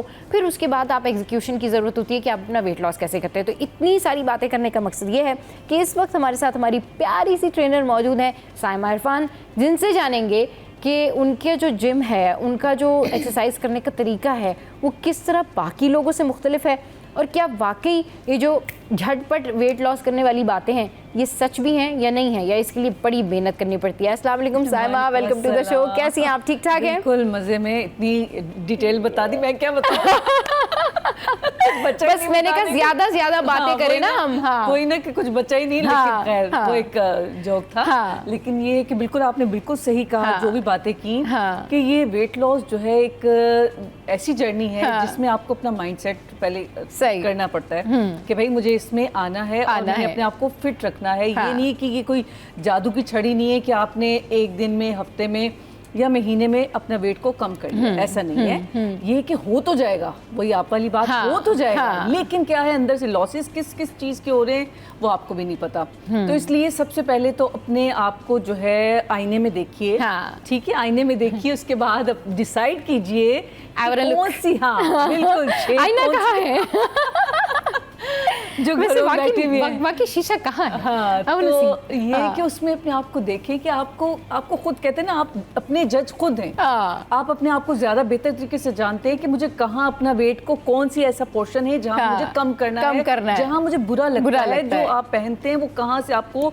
फिट है, तो वो आपको खुद ज्यादा अंदाजा होगा। जिम तो बाद में जाएंगे, सही है, उसके बाद, लेकिन हम जिम पहले चले जाते हैं। हाँ, तो प्रॉब्लम इज दैट कि हम अच्छा कल से हम जिम जाएंगे, भाई जिम जाओगे, लेकिन उससे पहले आप अपनी बॉडी कंडीशन तय कर लो, कंडीशन देख लें, उसके बाद फिर आप जिम वाले से बात करें या जो जिनसे भी आप ट्रेनर से बात करें, उनसे बोले भाई ये पोर्शन मुझे अपना कम करना है, मुझे पता है ये पोर्शन मेरा ज्यादा हैवी है, किसी के लोअर पार्ट है, किसी का अपर पार्ट है, हर एक का डिफरेंट होता है, ठीक है। इसी तरह से हम क्या करते हैं, हम ओवरऑल उस बंदे की फिजिक देख के उससे डिसाइड करते हैं कि भाई इसको ओवरऑल, इसकी बॉडी को हमने स्मार्ट रखना है, और फेस को भी, क्योंकि ओवरऑल आपकी बॉडी में फेस भी आ जाता है, फेशियल एक्सरसाइजेस भी हैं, इसमें आपकी बॉडी से रिलेटेड भी एक्सरसाइज हैं, तो सारी एक्सरसाइज हम लोग करवाते हैं। लेकिन उससे पहले अपने आप को माइंड सेट कर लें कि भाई हमने कम होना है।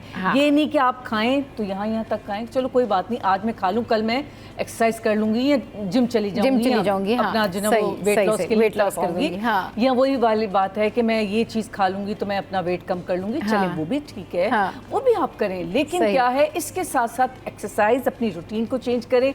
जब भी आप उठें, आप अगर हाउस वाइफ हैं तो बच्चों को भेज के आप, उसके बाद आपके पास वो टाइम है, सबसे पहले अपने आप को टाइम दें, सिर्फ क्या है 10 से 15 मिनट अपने आप को टाइम दें। उसके बाद आप जो है जो भी एक्सरसाइज आप देखते हैं, आप YouTube पे तो माशाल्लाह बहुत सारी एक्सरसाइज है, लेकिन बिल्कुल भरी हुई है, हार्ड वाली एक्सरसाइज नहीं करें, क्योंकि बगैर ट्रेनर के कोई भी एक्सरसाइज आप करते हैं जो हार्ड वाली होती है तो वो आपको इंजरी हो सकती है, नुकसान हो सकता है। इसलिए लाइट जो स्ट्रेचिंग हो गई ये कर लिया करें, ताकि आप जो है एक तो एक्टिव भी रहें और आहिस्ता आहिस्ता अपनी जर्नी को स्टार्ट करें। ये नहीं कि आपने बस दिन रात सोचते कि भाई मैंने अपने आप को कम करना है, करें, वो भी सोचें, लेकिन where to start? समा, I'm asking a question कि where to start? Diet plan कहाँ से शुरू करें? सबसे बेहतर क्या चीज़ रहती है? एक्सरसाइज, या फिर खाना पीना छोड़ देना, या फिर ओवरऑल जो है वो ऐसे चीज़ें लेना, यानी कि कुछ ऐसे डाइट प्लान्स होते हैं, कीटो डाइट पे चले जाते हैं लोग, पता नहीं क्या क्या कर रहे होते हैं। माय क्वेश्चन इज कि जिस शख्स ने ये सोचा है कि मुझे अपना वजन कम करना है, उसका पहला स्टेप क्या होना चाहिए? पहला स्टेप वही जो आप वाली बात के जो है अपने खाने पीने पे तवज्जो दें, क्योंकि जो हम इंटेक करते हैं 70 to 80% उसका आपका बॉडी पे इफेक्ट होता है, और बाकी जो 30 से जो है 40% जो है आप जो एक्सरसाइज करते हैं उसका आपकी बॉडी पे असर होता है। इसलिए अपना जो आप खाना खाते हैं आप देखिए उसमें ज़्यादा आप क्या चीज़ यूज़ करें, आपको खुद अंदाज़ा हो जाएगा।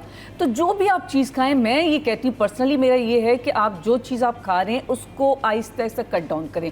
ये नहीं कि बिल्कुल आप छोड़ दें, ये भी छोड़ दें, वो भी छोड़ दें। जो अल्लाह ने नेमतें दी हैं उनको खाएं, लेकिन एक एतदाल में रहते हुए और एक लिमिट में रहते हुए खाएंगे। और वही हदीस आ जाती है कि आप अपनी खाना जो है उतना खाएं कि आप एक हिस्सा अपना, अगर 4 हिस्से, एक हिस्सा उसको छोड़ दें। तो ये बेहतरीन, और वो एक खाने का बाकायदा तौर पर एक तरीका भी है ना, तरीका भी है, नीचे बैठकर राइट साइड वाला घुटना नीचे टर्न करके बैठें और ये लेफ्ट वाला ऊपर रखें। तो इससे क्या होगा कि आपकी बॉडी में उतना ही खाना, उतना ही जो ग़िज़ा जो आपकी बॉडी को जरूरत है उतनी जाएगी। तो ये इतना अच्छा अल्लाह ताला ने जो है, कहते हैं ना कि हमारी बॉडी को ऐसा बनाया है, जैसे हम उसको ट्रेन करेंगे ये बिल्कुल वैसी हो जाएगी। तो इसीलिए अल्लाह ताला भी कहता है मैं तुम्हारे गुमान जैसा हूँ। तो ये हमारी बॉडी जो उसने दी है, तो ये भी हम जाहिर सी बात है अगर अपने तरीके से हम इसको ट्रेन करेंगे, हम इसको अच्छे जो है उसको कहते हैं ना, ये बेबी की तरह है, बॉडी हमारी बेबी की तरह, जितना हम इसको पैम्पर्ड करके रखेंगे उतना ये हमारे क्लोज आएगा उतने हमारे करीब रहेगा, जैसे बच्चा होता है प्यार का वो अच्छा, होता है ये ना। बताएं कि अब जब वेट लॉस की आप बात कर रही हैं, तो इस वेट लॉस में ओवरऑल अगर मैं बात करूं तो जैसे आपने कहा कि पहला स्टेप क्या होता है साइमा? पहला स्टेप यही खाना हाँ, पीना खाना पीना हो गया, खाना पीना कंट्रोल करें। उसके बाद जो है अपनी जो है रूटीन अपनी चेक करें। इस तरह से चलते ना कि अब मैंने लेट्स सपोज भाई मैंने वजन कम करना है, एक बात है, तो मैं फर्स्ट डे जो है वो मैंने अपने खाने पीने पे कंट्रोल करना है, जिन चीज़ों से मुझे प्रॉब्लम होती है मैंने उन पे कंट्रोल करना है। नेक्स्ट ये है कि आप एक्सरसाइज के लिए एक मखसूस टाइम निकालिए, ठीक है? अगर साइमा मैं इधर हूँ, मतलब आप हाउसवाइफ हैं, तो आप जो है सुबह जब बच्चों को भेजती हैं उसके बाद आपके पास टाइम होता है, ठीक है? उसके बाद आप जो है 10 मिनट से स्टार्ट करें अपने घर में। अगर बाहर जा सकती हैं घर से बाहर तो वो वॉक करें, एटलीस्ट आप 15 मिनट से स्टार्ट करें। उसके बाद आहिस्ते आहिस्ते उसको बढ़ाते जाएं, ठीक है? उसके बाद जो है आप स्ट्रेचिंग करें, अच्छी सी स्ट्रेचिंग क्या है वो करें, तो वो भी आपको बताएंगे हम, ठीक है? आहिस्ता आहिस्ता स्ट्रेचिंग करें। उसके बाद जो है अपने आपको जो है इंटेक ज़्यादा करें पानी का, ठीक है? लिक्विड ज़्यादा पिए और ठंडा पानी अपनी ज़िंदगी से ख़त्म कर दें। चलिए जी, ये जो हाउसवाइफ्स हैं जो आपने क्या कहा कि बच्चों को स्कूल भेज रही होती हैं, उसके भेजने के बाद उनकी ये एक्टिविटी होनी चाहिए। अच्छा जी, एक स्टेप तो ये हो गया। अच्छा, बहुत सारी जो खवातीन है ना वो आती हैं, वो ये कहती हैं कि हमने बहुत कोशिश की है, हमने बहुत सारी चीज़ें कर ली हैं, लेकिन हमारा वेट जो है वो लॉस नहीं होता, और अगर वेट लॉस भी होता है तो वो दोबारा रीगेन हो जाता है। हाँ, तो उसका यही है कि जब वो वेट लॉस की तरफ जा रही होती है उस वक्त तक तो कंट्रोल करती हैं खाने पीने में, ठीक है? जैसे उनका वेट अपना जो है कम होना शुरू हो जाता है, कहती हैं अच्छा चलो कोई बात नहीं, चीटिंग कर लेते हैं। इसमें ये होता है। और कई लोगों का वाकई में थोड़ा सा हार्मोनल इशू होता है, कोई और प्रॉब्लम होता है, तो उससे क्या है कि वेट जो है स्टक हो जाता है, वो जाता नहीं है, ठीक है? उसके लिए बेस्ट तरीका क्या है? वही बात है कि अपने खाने पीने पे फिर कंट्रोल करें, ठीक है? क्या है कि अर्ली मॉर्निंग आप क्या है जीरे का पानी जो है नीम गर्म पानी के अंदर जो है वो जीरा रात भर भिगो दें, सुबह उसको नीम गर्म करके वो इंटेक कर ले। उससे क्या होगा कि आपका जो वेट स्टक हुआ है वो एकदम से आपका मेटाबॉलिक रेट हाई होगा और आप जो है दोबारा से अपने रूटीन में आ जाएंगी, आप जो है वो दोबारा से अपने रूटीन में आ जाएंगे। अच्छा, वेट लॉस की जब हम बात करते हैं ना, तो लोगों को वेट लॉस के लिए क्या होता है कि बहुत ऐसी चीज़ें समझ में नहीं आ रही होती हैं जो कि टिपिकल होती हैं। तो अब जब ब्रेक के बाद हम वापस आएंगे ना, तो आपको बताएंगे कि साइमा हमें क्या टिप्स दे सकती हैं और साइमा हमें क्या बता सकती हैं कि कौन सी एक्सरसाइज आप घर पे बैठकर भी कर सकते हैं। और अभी जो कुछ साइमा ने बताया आप इसको ज़रूर फॉलो करें, और आपको जब फ़ायदा हो तो हमें कॉल करके ज़रूर बताएं। तो आपने कहीं नहीं जाना, हम वापस आ रहे हैं, और वापस आने के बाद फिर हम आपको बताएंगे कि आप अपना वज़न जो है वो कम घर बैठ के भी कैसे कर सकते हैं। हमारे साथ रहिए।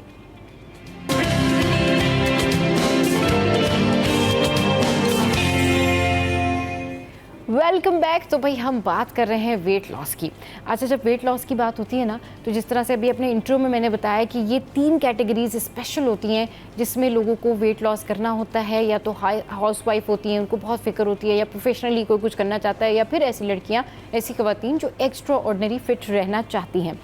साइमा, बहुत सारी ख़वातीन जो है ना, उनको बहुत सारी चीज़ें नहीं समझ में आ रही होती हैं। वो ये कहती हैं कि भाई हमें कोई एक आसान सादा सी बात बता दें ताकि हम वो कर लें और बस हमारी जान छूट जाए और हमारा वज़न भी कम हो जाए। हालांकि ये किस तरह की बात होती है कि आप जिस चीज़ को भी आपका टारगेट है कि आप अपना वेट लॉस करें, तो आपको मेहनत करनी पड़ेगी। लेकिन हमारे यहाँ क्योंकि मेहनत करने का कॉन्सेप्ट ही नहीं है, मेहनत करने का रुझान ही नहीं है, क्योंकि लोगों को ये शायद आइडिया ही नहीं है कि मेहनत का फल क्या है। सही बात। तो वो जो बहुत सारे लोग आप देखते हैं ना, स्लिम है, स्मार्ट है, साइमा की तरह जो है वो फिट है, ठीक है ठीक है, तो ये रोजाना की बुनियाद पर मेहनत करती हैं। ये फिट रहने के लिए रोजाना एक्सरसाइज करती हैं, ये फिट रहने के लिए रोजाना जो है वो अपने आप को सेट रखती हैं। तो पहले तो आप अपनी रूटीन बताएं कि एज फिटनेस ट्रेनर आप खुद क्या चीज़ें करती हैं ताकि लोग उसको फॉलो करें और वो भी इसी तरीके से फिट रह सकें। ये कि अपने आप को 1 घंटे में ज़रूर देती हूँ हर रोज़। हाँ, क्योंकि 3 से 4 क्लासेस अगर मेरी होती हैं तो उसमें ये है कि मैं एक जो क्लास होती है उसमें प्रॉपर एक्सरसाइज करती हूँ मैं, ठीक है, और बाकी जो और क्लासेस होती हैं उनके साथ सिर्फ मैं वर्बली बताती हूँ और वो एक्सरसाइज वो करते हैं। तो ये एक मेरी रूटीन है। और खाने में ये है कि मैं हर चीज़ अल्हम्दुलिल्लाह हर चीज़ खाती हूँ, लेकिन क्या है एक रूटीन में एक बैलेंस डाइट करते हुए, और जो भी खाती हूँ मुझे पता है मैंने क्या खाना है। और जिस चीज़ से मुझे तकलीफ़ होती है, जैसे मुझे एक बीच में ये भी था कि मुझे जॉइंट्स का जो है पेन स्टार्ट हो गया। मैं एक फिटनेस ट्रेनर, मुझे बहुत एक शौक लगा कि मुझे ये क्यों हुआ। फिर मैंने सोचा और देखा अपनी डाइट में कि ये चीज़ें मुझे कट डाउन करनी है, तो अल्हम्दुलिल्लाह उस चीज़ को भी मैंने अपनी ज़िंदगी से निकाल दिया। सही। तो ये चीज़ें हैं कि हमें अपना डॉक्टर, अपनी बॉडी का डॉक्टर खुद बनना है कि आपको पता होना चाहिए ये चीज़ खाने से आपको तकलीफ हो सकती है, ये चीज़ खाने से आपको जो है आपका वजन बढ़ सकता है। वैसे तो वो सभी को पता है कि वजन किस किस चीज़ से बढ़ता है। जितना ये वाइट मैदा है, वाइट चीनी है और वाइट जो है नमक जो है, ये तीनों चीज़ें ऐसी हैं, और चावल, ये चीज़ें, इनसे वज़न बढ़ता है। लेकिन क्या है, इसी को अगर आप जैसे अगर चावल खा रहे हैं, शौकीन है, आप नहीं छोड़ सकते, उसको आपने क्या करना है, जब बॉईल करें, डबल बॉईल करें, उसके अंदर आपने क्या करना है, लौंग डालें, दालचीनी का एक टुकड़ा डालें और थोड़ा ज़ीरा डालें। तो उससे क्या होगा, उसका बादीपन ख़त्म हो जाएगा। आप एक प्लेट, एक जो आप रूटीन में आप खाते हो, आप खा लो, आपका वज़न नहीं बढ़ेगा, वज़न नहीं बढ़ेगा। सही। तो इसी तरह से अगर आपका ये है कि आपको, और ये कितनी दफ़ा ये करना है, रिपीट करना है, ये यानी कि ये जो टोटका है या जो आपने ये बताई है, जब आप खाना खाएं, जब आप ये चावल खाएं, डेली जो मतलब रूटीन में आप खाते हो, जब चावल खाएं तो उसी के साथ, जी बिल्कुल ऐसे करें। अगर नहीं भी डबल बॉईल कर सकते, वैसे ही आप बॉईल लेकर चावल खाएं, बॉईल करके चावल खाएं। बिल्कुल। और ये चीज़ बीच में जब आप डालेंगे, यकीन करें इसका बादीपन खत्म हो जाएगा और वो ब्लोटिंग नहीं होगी। ज़्यादा लोगों को ब्लोटिंग होती है, ब्लोटिंग की वजह से उनका वेट ज़्यादा लगता है और वो भारीपन उनको लगता है, हमारा वजन बहुत बढ़ गया है, और ब्लोटिंग की वजह से ये चीज़ उठी हुई नजर आती है, यहाँ से पूरा फैट ज़्यादा होता है नजर आता है। सही। तो उसके लिए यही बेस्ट है कि आप ये छोटी छोटी चीज़ें हैं, ये अपनी रूटीन में शामिल रखें। सही। और मैं खुद करती हूँ, जैसे अगर मैंने जौ का, वैसे तो मुझे अच्छा लगता है जौ का दलिया खाना, जौ का दलिया, जौ की रोटी विद अंडा, हाँ, दैट्स वेरी बेनिफिशियल। यस, अच्छा है। और इवन आजकल मैंने क्या शुरू किया है, बाजरे की रोटी, बाजरे की रोटी, बाजरे की रोटी इतनी मजे की वो लगती है। और अगर नहीं भी बाजरे की रोटी खा सकते तो उसमें क्या करें, आप उसको हल्का सा तवे पे भून लें, जितने नट्स हैं और जितने जो सीड्स हैं उसके अंदर थोड़े थोड़े से करके डाल दें, और वैसे ही उसको आप खाएं।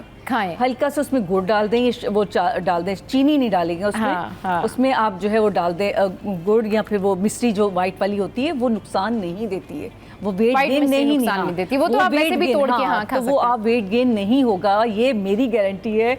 ये चीजें ऐसी हैं साइमा ने हमें जबरदस्त जो है ना वो एक फिटनेस टिप भी दी है और हमें एक टोटका भी बताया है। साइमा की गारंटी है बिल्कुल, अगर आपने ये चीजें फॉलो करनी है, क्योंकि तो आप कर रही हो आजकल, नहीं मैं खुद कर रही हूँ, नहीं होगा। और ये बड़ी अच्छी बात है कि मेरे व्यूवर्स जो है वो सारे के सारे वैसे तो हैं ही स्मार्ट और खूबसूरत, लेकिन और स्मार्ट और खूबसूरत हो जाए। अच्छा जी, ठीक है। तो ये जो बाजरे की, ये जो साइमा ने बताया ना, जौ का दलिया, बाजरे की रोटी, इसकी क्या रूटीन रखनी चाहिए? इसकी रूटीन ये है कि ऑल्टरनेटिव डेज में आप ये खाना शुरू करें, ठीक है। अगर आपको नहीं इतना समझ में आता, कई लोगों को टेस्ट अच्छा नहीं लगता, बाजरे की रोटी या देखिए कई लोगों को नहीं अच्छा लगता, लेकिन ये आप रेगुलर ना खाएं, एक दिन छोड़ के खा लें, हफ्ते में 2 दिन खा लें, 3 दिन खा लें, लेकिन इसका टेस्ट आपको मतलब फील होना चाहिए ताकि, और ये जब आप सोचेंगे ना कि भाई डॉक्टर के पास जब जाते हैं, वो जो मेडिसिन खाते हैं वो उसकी कितनी कड़वाहट होती है, तो ये सोचें कि ये अगर थोड़ा सा जायका आपको अच्छा नहीं लग रहा, लेकिन आपको फायदा कितना देके जा रहा है, तो फिर आप वो इजी खा लेंगे। करेले कितने कड़वे होते हैं, लेकिन उसकी अफादियत क्या है, वो जिसको पता है वो जब खाता है तो वो खुशी खुशी खा लेता है, कोई बात नहीं, कड़वाहट के साथ ही खाएंगे इसको, कड़वाहट के साथ वो उसको ये नहीं कहता कि नहीं इसको मीठा होना चाहिए। घर में बैठ के खवातीन क्या एक्सरसाइज कर सकती हैं? बहुत सारी एक्सरसाइज हैं। सबसे पहले तो अपने पोस्चर को सीधा करें। जो बैठती हैं टीवी देखते हुए, जैसे यूं करके बिल्कुल इस तरह से बैठ जाती हैं, ऐसे बैठती हैं, ये लेट के देखती हैं, कोशिश करें जब भी बैठें, आप काम करते हुए बैठें, कॉन्शियस होकर बैठें, अपने आप ने अपने बैक को स्ट्रेट रख के बैठना है, टमी को टक करके बैठना है। अच्छा, जितना टमी को टक करेंगे, जितना आप बैक को स्ट्रेट रखेंगे, आपके शोल्डर्स अप होंगे, तो आपका पोस्चर तो वैसे ही, आप जितने भी हैवी होंगे तो आप वैसे ही स्मार्ट लुक आएगा, आपका स्मार्ट लुक आएगा। सही। तो जब आप थोड़े से कम होना शुरू हो जाएंगे तो फिर और अच्छे लगेंगे, कोई कपड़ा पहनेंगे अच्छा लगेगा। सामा ने बताया ना कि भाई अगर आपने बैठना है तो बहुत स्ट्रेट होकर बैठना है। तो इससे मुझे एक और चीज़ भी, सामा की बात से मुझे एक और चीज़ भी याद आ गई कि मैं आपको बताती हूँ कि प्रिंसेस कैसे बैठती हैं।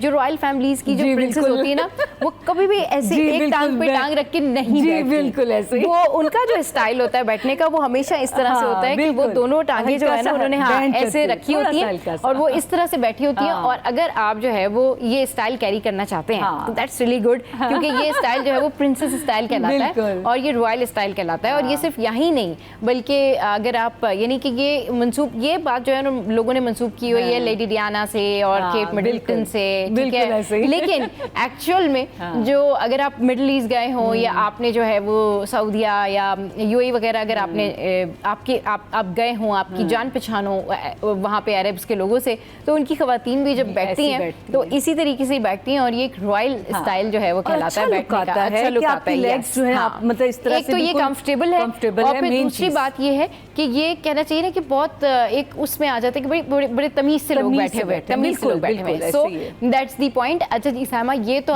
मैंने और सामा ने मिलजुल के आपको बता दिए कि भाई आपने अपना पोस्चर जो है वो सीधा रखने के लिए क्या करना है, टमी टक करनी है, फिर आपने स्ट्रेट पोस्चर में बैठना है जैसे भी आप बैठे हुए हैं। घर में बैठ के कौन सी खवातीन जो है वो एक्सरसाइज, कौन सी वाली एक्सरसाइज कर सकती हैं जो शॉर्ट भी हो, कहते हैं ना शॉर्ट एंड स्वीट, वो क्या है? बहुत है, बहुत सारी है, वही बात है। सबसे पहले बैठें, पोस्चर अपना सीधा रखें, दोनों हाथ फुल स्ट्रेच करते हुए इस तरह से मूव कीजिए। ये स्ट्रेचिंग ऐसी है कि इससे क्या होगा कि आपके हाथ जो है जो बेचारियाँ घरों में मासियाँ रख ली हैं और काम जो है उनसे करवाती हैं, खुद कोई काम नहीं करती खवातीन, और फिर कहती हैं हमारा वजन बढ़ गया है। सब काम करें, लेकिन क्या है कि एक्टिव भी रहने के लिए अपने काम एटलीस्ट मैं बच्चों को भी कहती हूँ कि, और बच्चियाँ जो हैं अभी ग्रोइंग एज में हैं, वो उनको भी कहती हूँ भाई अपने हाथों से अपना काम एटलीस्ट अपना काम खुद करें। अपना बिस्तर, अपना जो है जूते सेट करना, अपने कपड़े सेट करना, ये शुरू से बच्चों को सिखाएं। उससे क्या होगा कि आने वाले जो हमारे बच्चे हैं वो थोड़े से हेल्दी होंगे, एक्टिव होंगे। क्योंकि मैं देख रही हूँ आजकल की अम्माएँ भी बहुत माशाल्लाह से लेज़ी हो गई हैं। ठीक है, ये फुल स्ट्रेच, ये स्ट्रेच, ठीक है, ये है। और इसी तरह से क्लॉकवाइज देन एंटी क्लॉकवाइज, इसको आपका 10 की जो है काउंटिंग से कर लीजिए। और अगर अपने आर्म्स को कम करना है, ये थोड़ी स्ट्रेचिंग है और ये थोड़ा सा वार्म अप करने के लिए होता है। और दोनों हाथ इस तरह से रखते हुए ये फुल स्ट्रेच, जितना स्ट्रेच करेंगे, ये जो स्ट्रेच है ये इसका स्ट्रेच जो है ये यहाँ पे आ रहा है, यहाँ पे आएगा, के ऊपर आ रहा होगा और ये शोल्डर के ऊपर आ रहा है। ये क्योंकि जिन लोगों की बल्कीपन नजर आता है यहाँ से, ये इस वाले वेट लॉस के लिए ये जो है इसके लिए है। और फिर इसको ऐसे कर लेंगे फुल स्ट्रेच करते हुए, ऐसे ये ग्रेट, ये ठीक है। और थर्ड वाली स्टेप क्या है, एक हाथ ऐसे रखें। अगर घर में पानी की बोतल है, अगर आप अपनी बोतल मुझे दिखाएंगे तो प्लीज। यस श्योर बिल्कुल, ये लीजिए पानी की बोतल। ये देखिए, पानी की बोतल घर में बहुत सारी होती है, लेकिन ज्यादा हैवी नहीं लीजिएगा।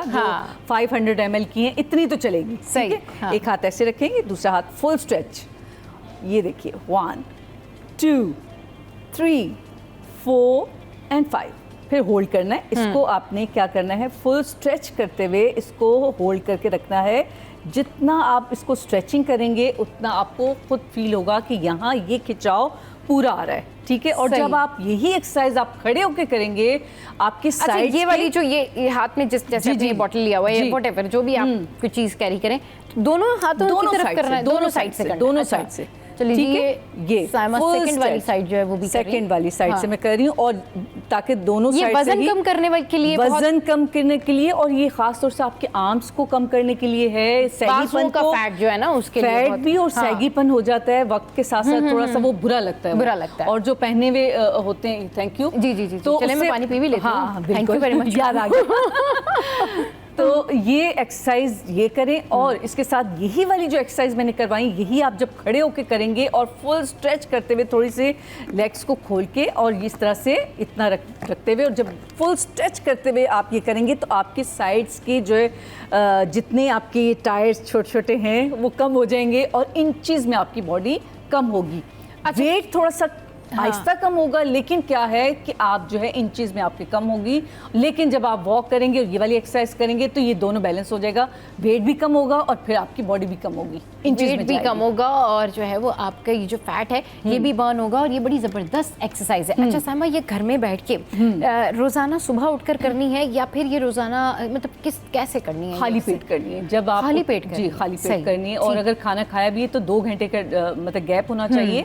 जब मैक्सिमम कितनी देर में हो जाती है एक्सरसाइज? ये देखिए आपके टाइम के ऊपर है आपका। मतलब एक होता है ना कि खवातीन ये भी चीज देख रही होती है ना कि भाई कितनी लंबी एक्सरसाइज है, कितना टाइम, अपने आप को 10 मिनट्स बहुत है। और ये स्टेप जब आप करेंगी ना, आप ये ना सोचें कि ये बहुत इजी लग रहा है, लेकिन जब आप करेंगी और वॉक करने के बाद अपने अगर घर में वॉक कर रही हैं, स्टिल वॉक कर सकती हैं, टीवी देखते हुए वॉक कर सकती हैं। उसमें ये है कि आप ये और बैठे बैठे भी, तो ये भी इतनी ज़बरदस्त एक्सरसाइज है, इतनी ज़बरदस्त एक्सरसाइज है कि दोनों पाँव इस तरह से एक हील पे रखेंगे, इस तरह से फुल स्ट्रेच करते हुए और फिर ऐसे करेंगे, ये वाली भी। अच्छा, ठीक है। ये मतलब कोई ऐसा टाइम नहीं होना चाहिए मखसूस कि भाई ये अभी टाइम तो नहीं मेरे एक्सरसाइज का। जब जब आप खाना भी बना रही है, खाने के दौरान भी आप एक्सरसाइज करें, अपनी लेग्स की करें, काउंटर पे खड़े में, ठीक है, तब भी आप एक्सरसाइज करें कि अपने आप को जिसने कम करना है ना, देखिए हर वक्त उसके माइंड में चल रहा होगा मुझे अपने आप को कम करना है, मुझे अपने आप को कम करना है। तो इसलिए क्या है कि आप काउंटर पे जब खड़े भी होते हैं ना, तो आप लेग्स की तो उस वक्त कर सकते हैं, उस वक्त तो कोई खाना पीना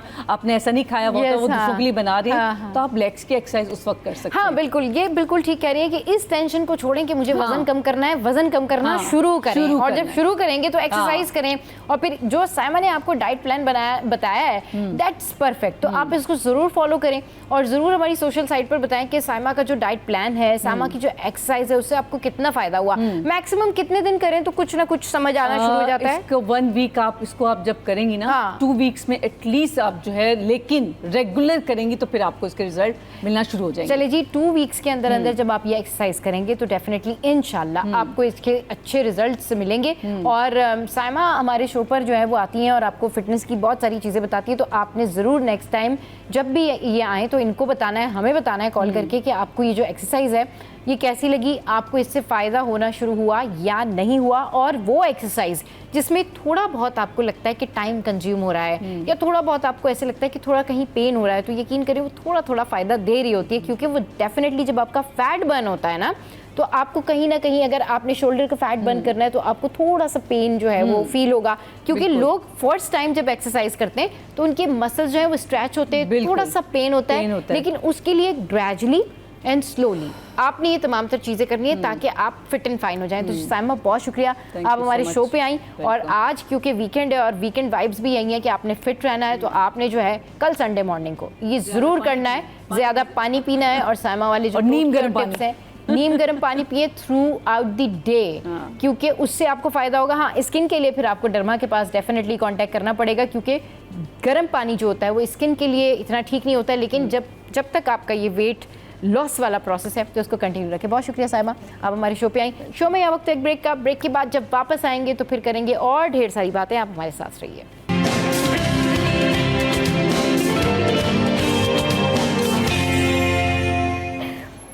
वेलकम बैक। तो जनाब अब इस वक्त हम बात करेंगे खानों की, ख्वाबों की, और क्योंकि वीकेंड वाइब्स हैं, ईद भी करीब है और आप लोगों के घर में जो है ना एक फेस्टिव वाइब्स भी आ रही होंगी कि भाई अब बकरीद भी सामने आने वाली है और बकरीद के दिन भी करीब हैं। अब भाई चांद रात को क्या बनेगा, क्योंकि खाने जो होते हैं ना वो चांद रात से ही बनना शुरू हो जाते हैं, खानों की तैयारी चांद रात से शुरू हो जाती है। 1-2 दिन पहले से ही जो है ना वो आपकी एपेटाइट इतनी इंक्रीज़ हो रही होती है कि आप कुछ ना कुछ चीज़ें कर रहे होते हैं। मतलब चांद रात को अगर आप गोश्त नहीं बनाते या कोई चीज़ नहीं बनाते तो डेफिनेटली आप कोई ऐसी चटपटी चीज़ बना रहे होते हैं कि आज चांद रात है तो एंजॉय करेंगे। अच्छा जी, तो इन ईद के दिनों में या वीकेंड पे किस तरह के खाने होने चाहिए, इस पर बात करने के लिए हमारे साथ हैं राशिदा कंवल और हमारी शेफ साइमा। अस्सलाम वालेकुम, वेलकम टू द शो। कैसे हैं आप लोग? ठीक ठाक हैं? बिल्कुल ठीक ठाक है। अच्छा, दोनों जो हैं आज ये इन्होंने जो है वो कहा है कि हमने सेम कपड़े पहनने हैं, दोनों जो है वो रेड कपड़े पहन के आई हैं और आज हम तीनों जो है जबरदस्त कॉम्बिनेशन के साथ यहाँ पर बैठे हुए हैं, 2 रेड 1 ब्लू। वाह, व्हाट अ परफेक्ट कॉम्बिनेशन। अच्छा जी, इसी तरीके से यहाँ पर जो खाने रखे हुए उनका कॉम्बिनेशन भी बड़ा जबरदस्त है। तो सबसे पहले कि मैं इनसे और ढेर सारी बातें पूछूं। इनकी जो डिशेस है ना यहाँ पर रखी हुई, इसके ऊपर बात करते हैं। साइमा, आपकी डिश ये आप कोफ्ते लेकर आई हैं? कोफ्ते, जी बिल्कुल। चलिए जी, साइमा जो है ये कोफ्ते लेकर आई हैं और बड़ी ज़बरदस्त किस्म की जो है इन्होंने इसके ऊपर टॉपिंग भी की हुई है और अंडे भी इन्होंने जो है उसके ऊपर हाफ करके जो है वो डाले हुए हैं। That's really great. तो आज जो हमारी वीकेंड की एक डिश हो गई जनाब, वो हो गई कोफ्ते, और दूसरी वाली डिश जो है वो राशिदा आप क्या लेकर आई हैं? मैं बीफ नहारी बीफ नहारी लेकर आई हैं जी। वाह वाह भाई, क्या बकराईद जो है ना वो दिल कर रहा है बस आ जाए, जल्दी से आ जाए। 7 दिन भी जो है ना 8 दिन जल्दी से गुजर जाएं। तो हमारे पास है आज बीफ नहारी और हमारे पास है कोफ्ते। और ये बीफ नहारी आप देख सकते हैं कि ये बड़ी ज़बरदस्त से जो है वो हांडी मिट्टी के बर्तन के अंदर जो है वो राशिदा ने रखी हुई है। साथ में जो है इसके सैलेड और बाकी चीज़ें भी हैं, लेमन भी है और उसका जो एहतमाम होता है वो भी रखा हुआ है। उसके बाद वी हैव कोफ्ता। अच्छा, उसके बाद हमारे पास हैं जी ये कोफ्तास, जो कि आप अभी थोड़ी सी देर में हम आपको दिखाते हैं कि जो कोफ्ता साइमा लेकर आई हैं इसको उन्होंने बड़ा अच्छे से डेकोरेट किया है। तो ये आप देख सकते हैं। तो साइमा से ही शुरू करते हैं। साइमा, ज़रा बताएं ये कोफ्ते की जो रेसिपी है ये थोड़ा सा बताएं। जी सबा, ये जो कोफ्ते बनाए हुए हैं मैंने बहुत आसान सी रेसिपी फॉलो करती हूँ मैं, ताकि इसमें बहुत ज़्यादा प्रॉब्लम ना हो लोगों को, क्योंकि लोगों के कोफ्ते जो हैं अक्सर टूट जाते हैं या हार्ड हो जाते हैं। सही। तो उसके लिए मैं थोड़ी सी टिप्स दे देती हूँ, रेसिपी दे देती हूँ जो मैं फॉलो करती हूँ। तो मैंने इसको हाफ केजी जो है कीमा पिसवा लिया था मशीन का, ठीक है।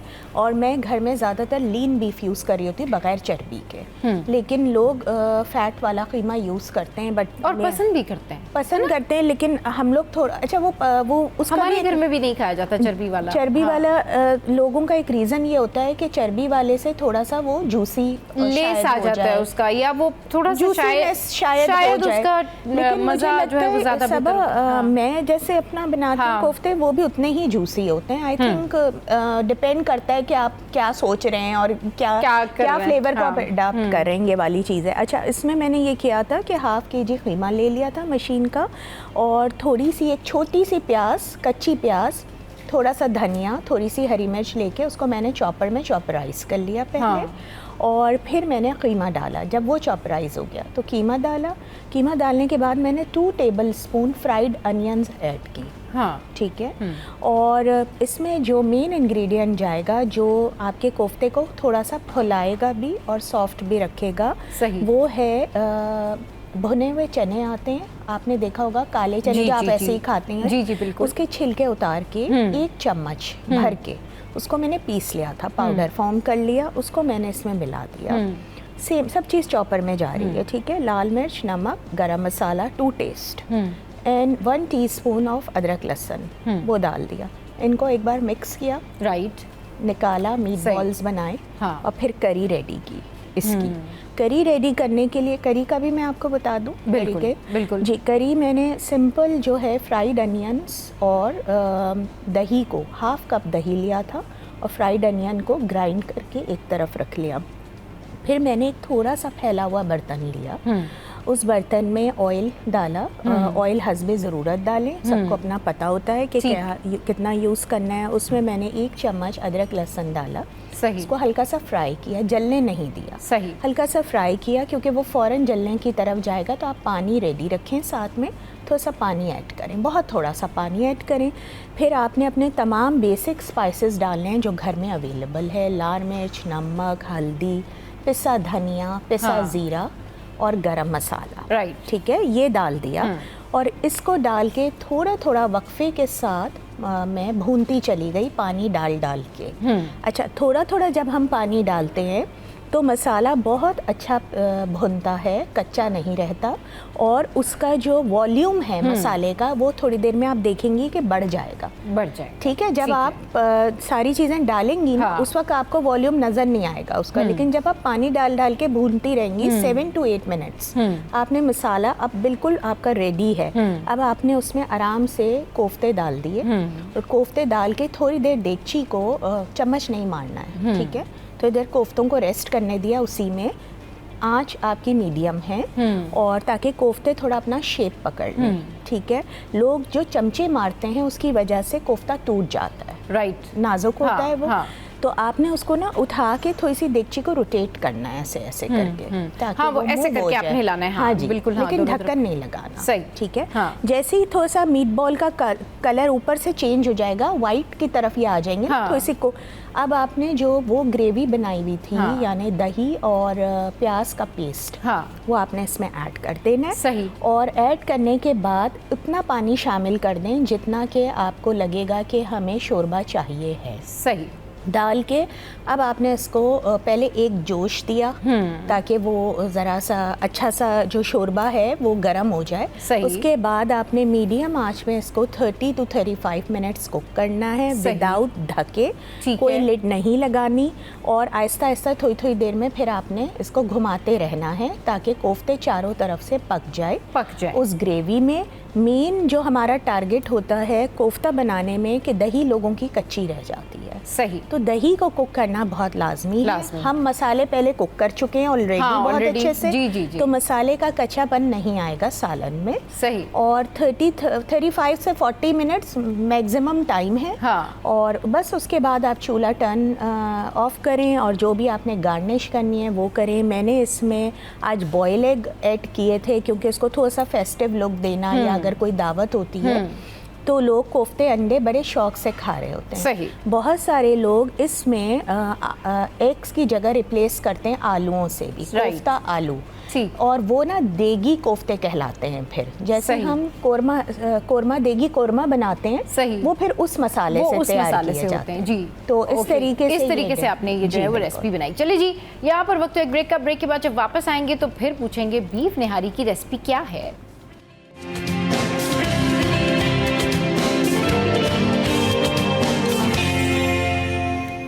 Welcome back. तो भाई खानों की बात हो रही है, खाबों की बात हो रही है, और जिस तरीके से ज़बरदस्त रेसिपी कोफ्ते की बताई है साइमा ने, दैट्स अमेजिंग। अच्छा, अब आप ज़रा बताएं कि जो आप बीफ निहारी लेकर आई हैं, ये बीफ निहारी जो है वो कैसे इसकी बनेगी, क्या रेसिपी है इसकी, ज़रा ये बताएं। इसकी रेसिपी में वैसे तो बनती है, लोग सारे मसाले डाल के साथ चढ़ा देते हैं, सही। लेकिन मैं इसकी पहले यखनी बनाती हूँ। हाँ। क्योंकि सारा टेस्ट जो होता है ना, हाँ। यखनी में होता है। नलियाँ हो गई और साथ में हड्डियाँ हो गई, उनको मैंने साबित लहसुन, हाँ। 2 साबित लहसुन डाल के, अगर हाफ kg है आपके पास, हाँ। चढ़ा दिया, हल्दी डाल दी सही। उसमें। जी, अब जी। वो जब पक जाए अच्छी तरह से, उसका जूस निकल जाए, हड्डियाँ आपने निकाल दी उसकी, वो आपने एक तरफ कर दी। अच्छा, अब ये जो बीफ है, इसको बीफ को भी हमने इसमें ही डाला हुआ है, हड्डियों में, उसको हाफ डन कर लिया। हाफ डन करने के बाद हमने फिर ये जो नहारी का हमने मसाला घर में बनाया है, इसमें पिसी मिर्च हो गई, बादियान के फूल हो गए, जो आते हैं साबी, उनको ना पीसना नहीं है, वो साबित ही रहते हैं, वरना कड़वाहट आ जाती है उसमें ना। वो हो गए, ज़ीरा हो गया, सफ़ेद ज़ीरा, और सारे मसाले, छोटी इलायची, सौंफ, ये सब उनको हमने हल्का सा जो है ना वो समझ लें कि मोटा मोटा सा पीस दिया। फिर वो सारी चीज़ें मिला के, और एक चीज़ और डलती है इसमें, वो रेड कलर का एक कलर आता है, शायद में नाम नहीं आता मेरे इसका ना, वो सारी चीज़ें मिक्स करके, और फिर दही तली हुई प्याज लेकर उसको दही में मैश कर लिया हमने। सही।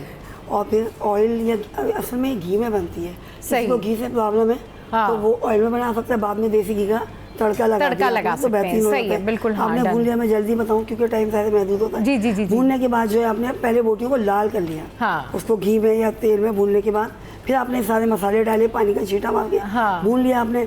जब थोड़ा मसाला अच्छा तरह बोटियों में लग जाए, हाँ। फिर वो आप जो है वो यखनी डाल दें उसमें। फिर आप उसमें जो है वो हाँ, यखनी वो डाल दें, यखनी हाँ। डाल दिया, और बस फिर वो जो आटा है हमने, वो आप मैदा लें, हाँ। या वाइट आटा लें, आप कभी चक्की का आटा ना लें, चक्की का आटा नहीं कभी लेना नहीं आपने डालें, जी, बीफ निहारी जी। में, ये बात हाँ, आपने उसको याद हल्का रखनी सा है, आपने हाँ। रोस्ट कर लिया लाइट सा, और फिर इसको पानी में, यानी कि अगर आपके पास 1 कप आटा है तो उसमें 1 लीटर पानी होना चाहिए। सही है। फिर मिक्स करके आपने, कि गुठलियाँ ना बने, हाँ। आपने शेक करके फिर डाल दिया, फिर डाल इसको दिया। एक उबाल अच्छी तरह देने के बाद हल्के आँच पे छोड़ दिया।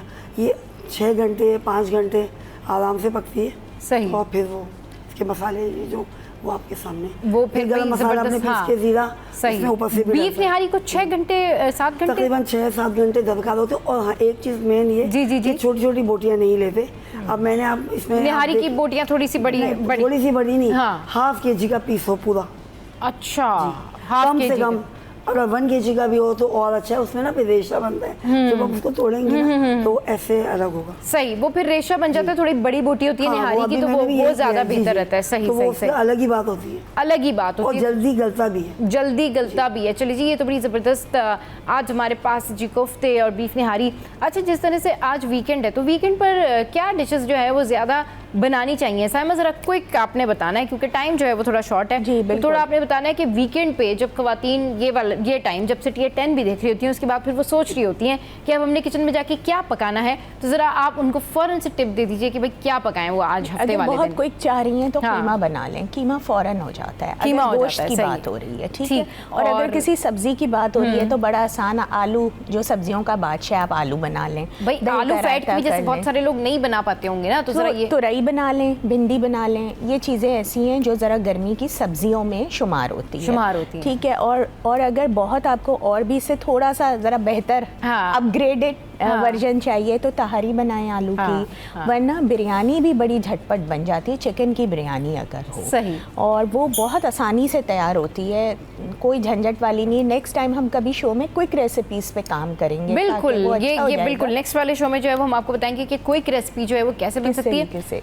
भाई वीकेंड की डिश क्या हो सकती है इंस्टेंट जल्दी, क्योंकि मोस्ट ऑफ द टाइम रात में तो लोगों ने बाहर से मंगवाना होता है या बाहर जाके खाना होता है, लेकिन अभी जो नाश्ते के टाइम पर जो क्रेविंग हो रही होती है, छुट्टी वाला दिन हो या वीकेंड का दिन हो, उस दिन यही क्रेविंग हो रही होती है कि कुछ जो है वो खास हो। तो जल्दी से बताएं एक दो डिशेस। हो सकता है बच्चे भी चिकन शौक से खाते हैं, और चिकन जल्दी रेडी हो जाता है। मैं तो ये करती हूँ कि ब्लेंडर में डालती हूँ चिकन की बोनलेस बोटियाँ, हरा धनिया, हरी मिर्चें उसमें, और काली मिर्च, और जो भी मसाले आपको पसंद है वो डाल दें, ग्राइंड कर लें उसको। उसके छोटे छोटे बॉल बनाएं और उसके बाद उसको हल्का सा फ्राई करके हटा दें, और फिर उसकी आप वो बनाएं, सॉस बनाएं। उसमें जो है दही हो गया और ये अपना फ्रेश क्रीम हो गई, और ये सारी चीज़ें आपने पहले अलग कर ली और मसाला बना के ना उसका फिर उसका तड़का ऊपर डाल दिया, तो ये एक बेहतरीन और क्विक जो है वो डिश हो जाती है। चलिए जी, राज तकवल आप हमारे शो पर आए, बहुत शुक्रिया।